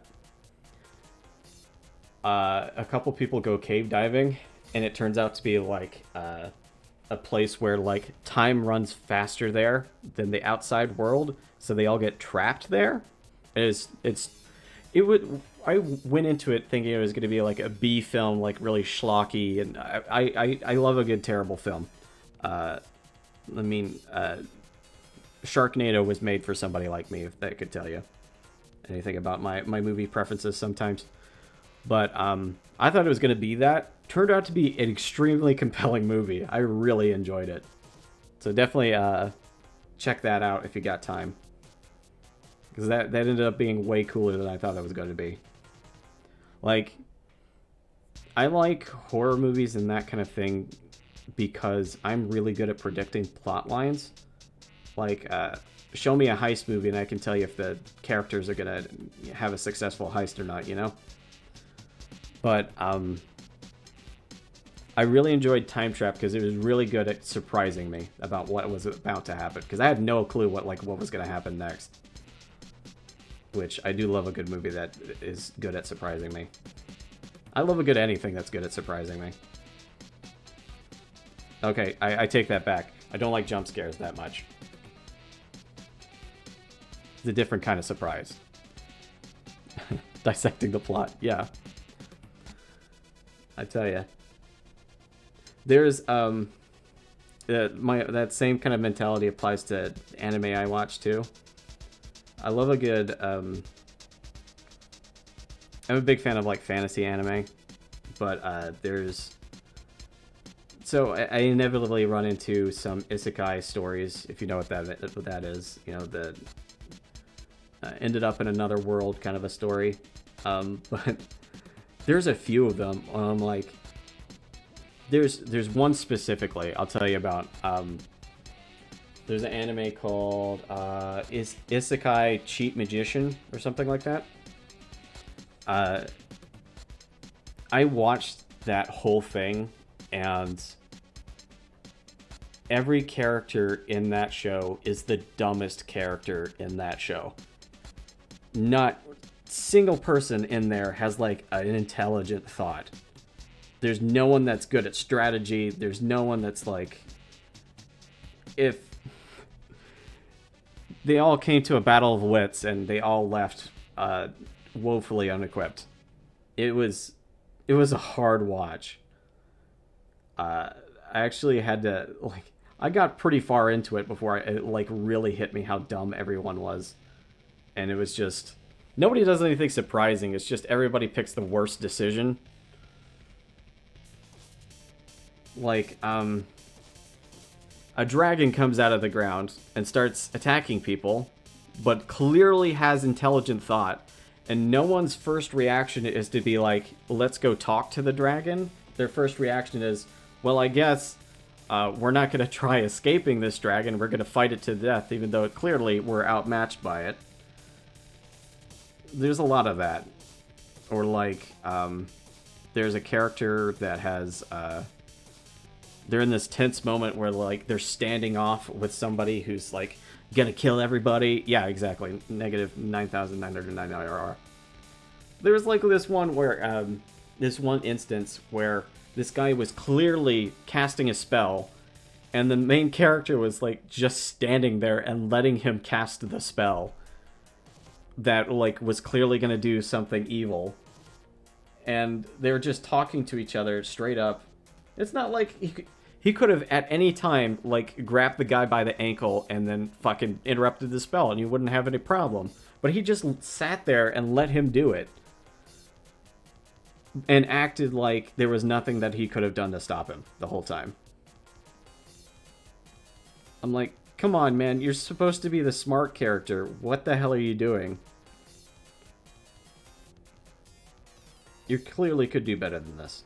But yeah, okay, so that was me dissecting the plot of Isekai Cheat Magician. Not great. Not my favorite.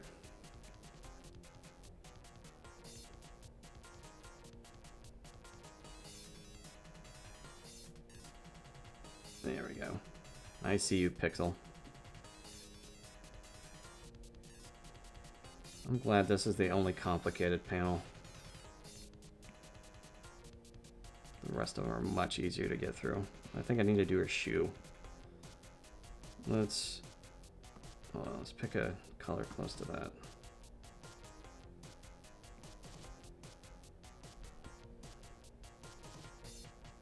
Got a dark color in contrast to everything else.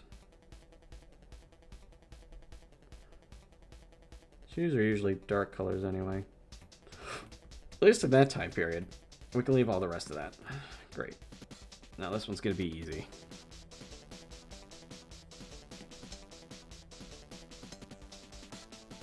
Nope, hold on. Overpaint just a little bit so we don't have to worry about extras. I think we want to use this brown over here.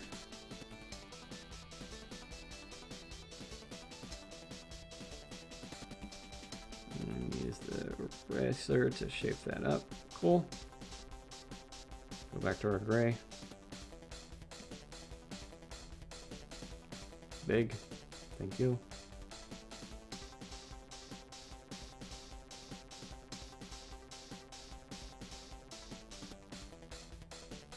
There we go.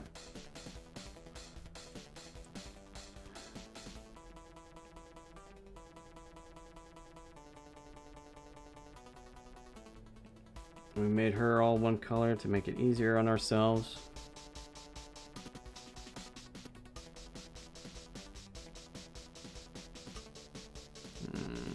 We'll shape it.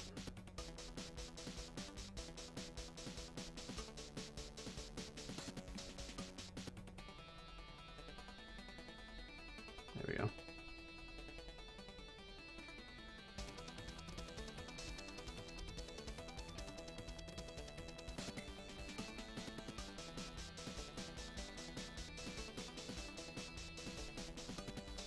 Erase from this. Great.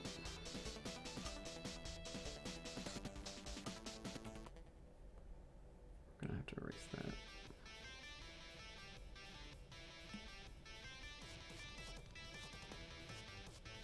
I hear somebody yelling outside, but I don't know what they're yelling about.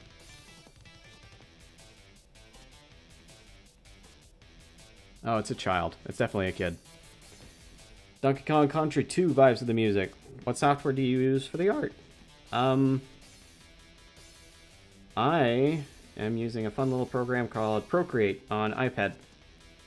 Fuck them kids. Yeah, my apartment complex has a lot of kids. Getting up to... You gotta take it in stride and try not to be the angry old man, you know? You damn kids, get off my lawn. Sorry, I got distracted. I use Procreate on the iPad, and I use a program called, I think, Air Server for Windows that allows me to share my screen to my computer. And then I'm doing the stream itself in OBS. Most of the stuff I use is free. The great thing about Procreate doesn't have that many features, but the great part about it is it's a software that you only have to pay for once. It's not a subscription. So when you have it forever. And that is more valuable to me than anything else.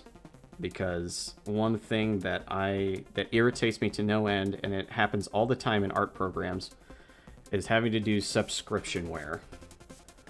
Like Adobe and I are fight on sight enemies. And it is... I'm not gonna encourage you to do illegal stuff, but I'd say if they don't think that you're allowed to own the products, I'm perfectly fine with you stealing the product. You know, if buying something isn't owning things, then yeah. I've got all kinds of gripes with Adobe. There's another program that's really good. It is a one-time purchase, but the thing of it is, okay, so there's a program called Clip Studio Pro. It's great. It's wonderful. The problem is to use it on iPad, it's a subscriptionware, but when you use it for computer, it is a one-time purchase. So they haven't drawn my ire yet, but I will never pay for that program as long as it's subscriptionware. So Procreate it is, and plus the program is actually just like $15, so it's often on sale for like $10, so it's really cheap. It's got a lot of good features to it, and it's even got, you can even do animation with it now, so, or maybe, no, I think they have a separate app, but anyway, you can do animation for it with it, which is a lot of fun. So there's a lot of features for it, and I like the brushes. There's an active community of people for this software that give out free brushes that they've created, and you can find one that suits you pretty easily. Like for instance, this is my like custom brush set. There's this one that's really good for like sketching.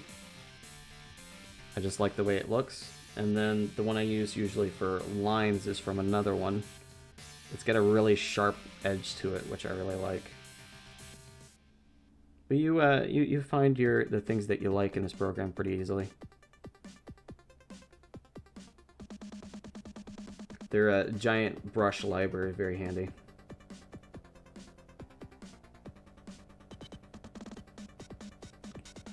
There's also another program. I don't usually use it while I'm streaming, but let's see, what is it called? I think it's called PureRef. Hold on. PureRef. Yeah. Okay. So Procreate and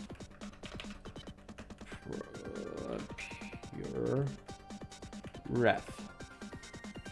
PureRef is also like $10, but it does this great thing where you can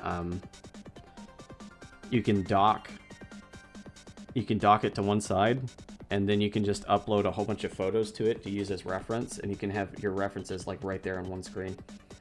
It's not exclusive to iPad either. You can also get it for Windows and Mac. It's a very handy program if you ever have to look at like a lot of reference images at one time. Like, it's really good for me when I'm doing background stuff, because I have like a whole bunch of different images of the kind of thing that I'm looking for. Let's see. We want our tiers to be a different color. That's a good one. Yeah, good programs.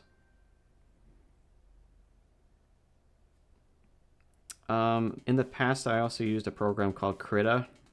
That was pretty good. She does have freckles. She's a freckly little guy. Oh, I didn't draw freckles in that. Oh, well, I'll do it. Oh, this is going to be the difficult part. Shoot, I gotta... I know I had a really good dirt color. Hold on. This is why it takes me so long to color things. I'm so insistent on using the stuff that I had previously.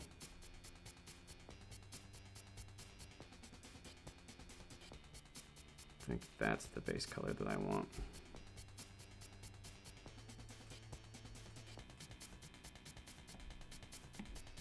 Yeah, that'll look good. Cool.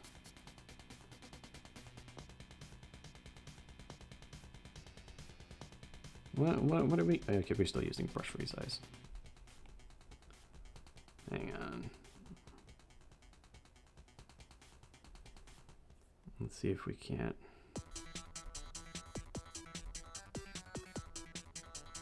Steady hand.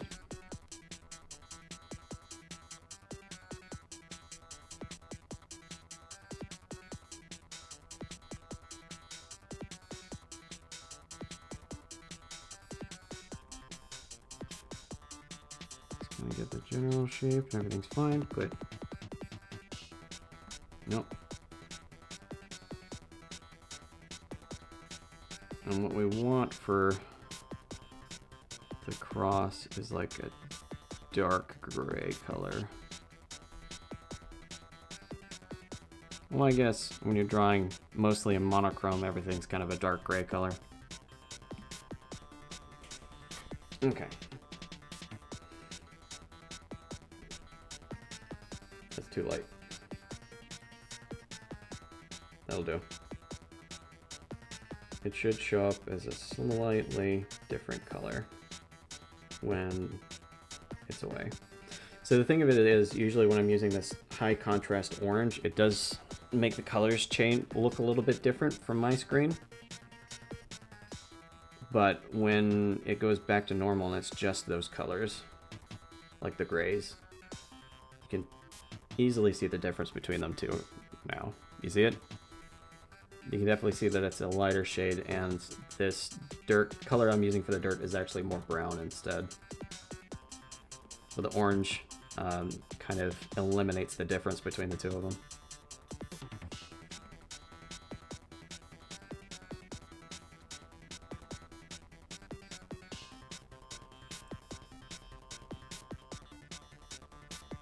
Cool. Now we'll just put that in.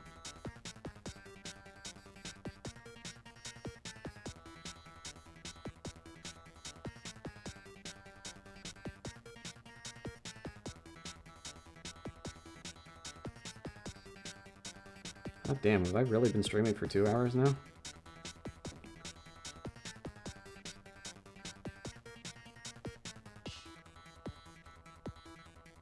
I should check my battery life and see how we're doing. Usually my battery's running down far lower than this. I'm at 12. Okay, so maybe I'll wrap it up on this panel.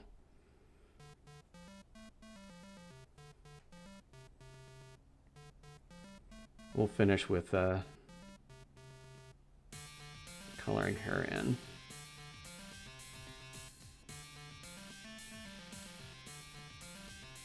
No, 10%.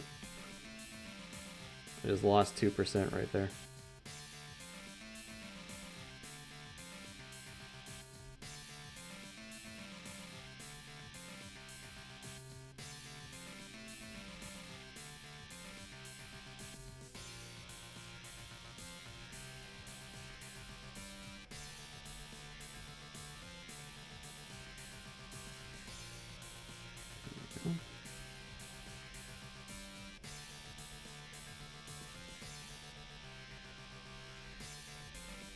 You know, every time I do one of these streams, I always think I need to do these streams more often.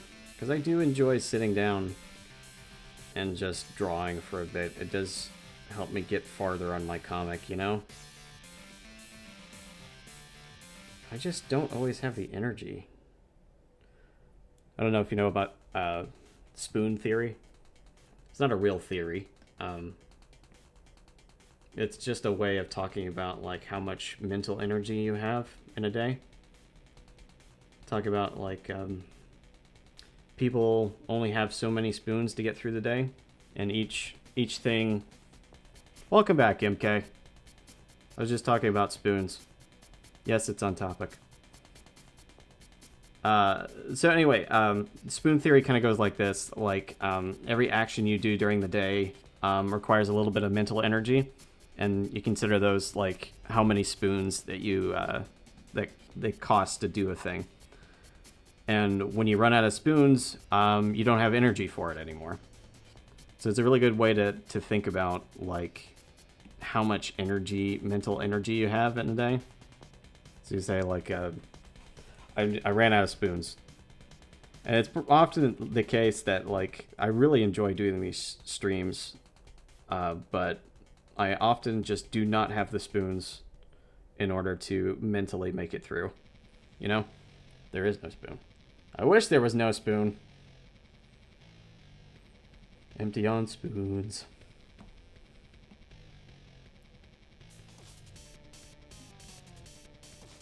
You made it just in time, MK. I'm at like 10% battery life, so we're gonna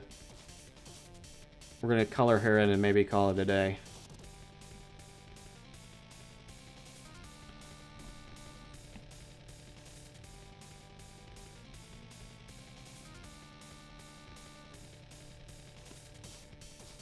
Oh, I guess we could do the shoulder too.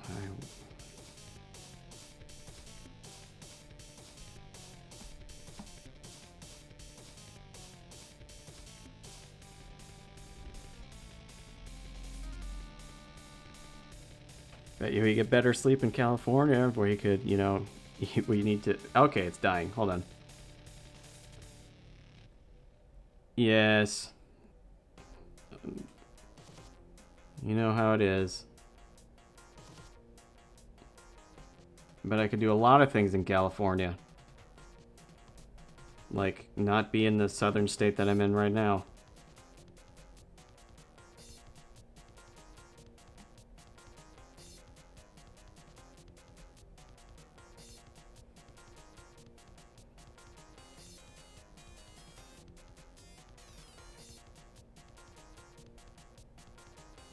Okay, we're almost done. I just gotta color in the dirt on her hair. Yeah, literally the worst of them. I don't know if you know this, but yeah. Actually, quite literally voted one of the worst places to live in the United States.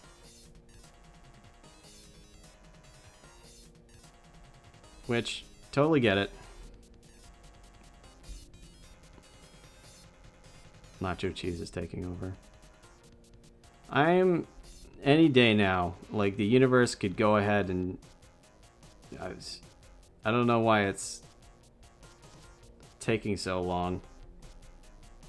The man is like 87. He is not long for this world.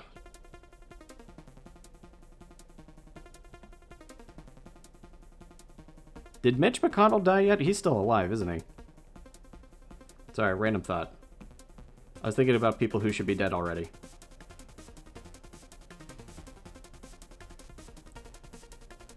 Chateau de Madame Kitty.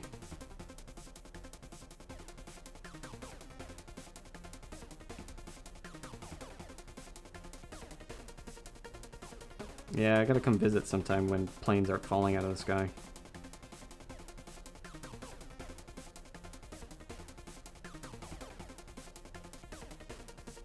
Damn. Mitch will die eventually.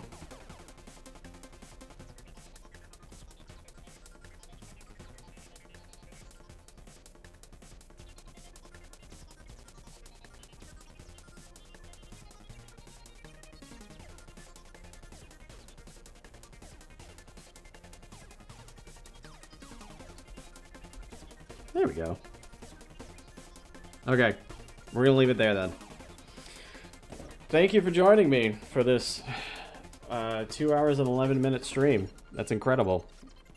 I'm glad my tablet held out for this long. Eventually I'm gonna have to buy a new tablet that can actually live longer. I do need to buy a new Apple Pen though. Holy shit, this one's almost dead. But thank you all for coming. Glad to have you here. Happy for you to join me. I will see you guys later. And if you're on YouTube in the future, you can catch these usually the last weekend of the month. Sorry, last weekend of the month? The last week of the month. I usually do it on Fridays because that's when I work from home. But follow me on Twitch and you'll get the thing. I'll see you guys later. Bye now. Oh, I gotta do my fade to black. Yeah.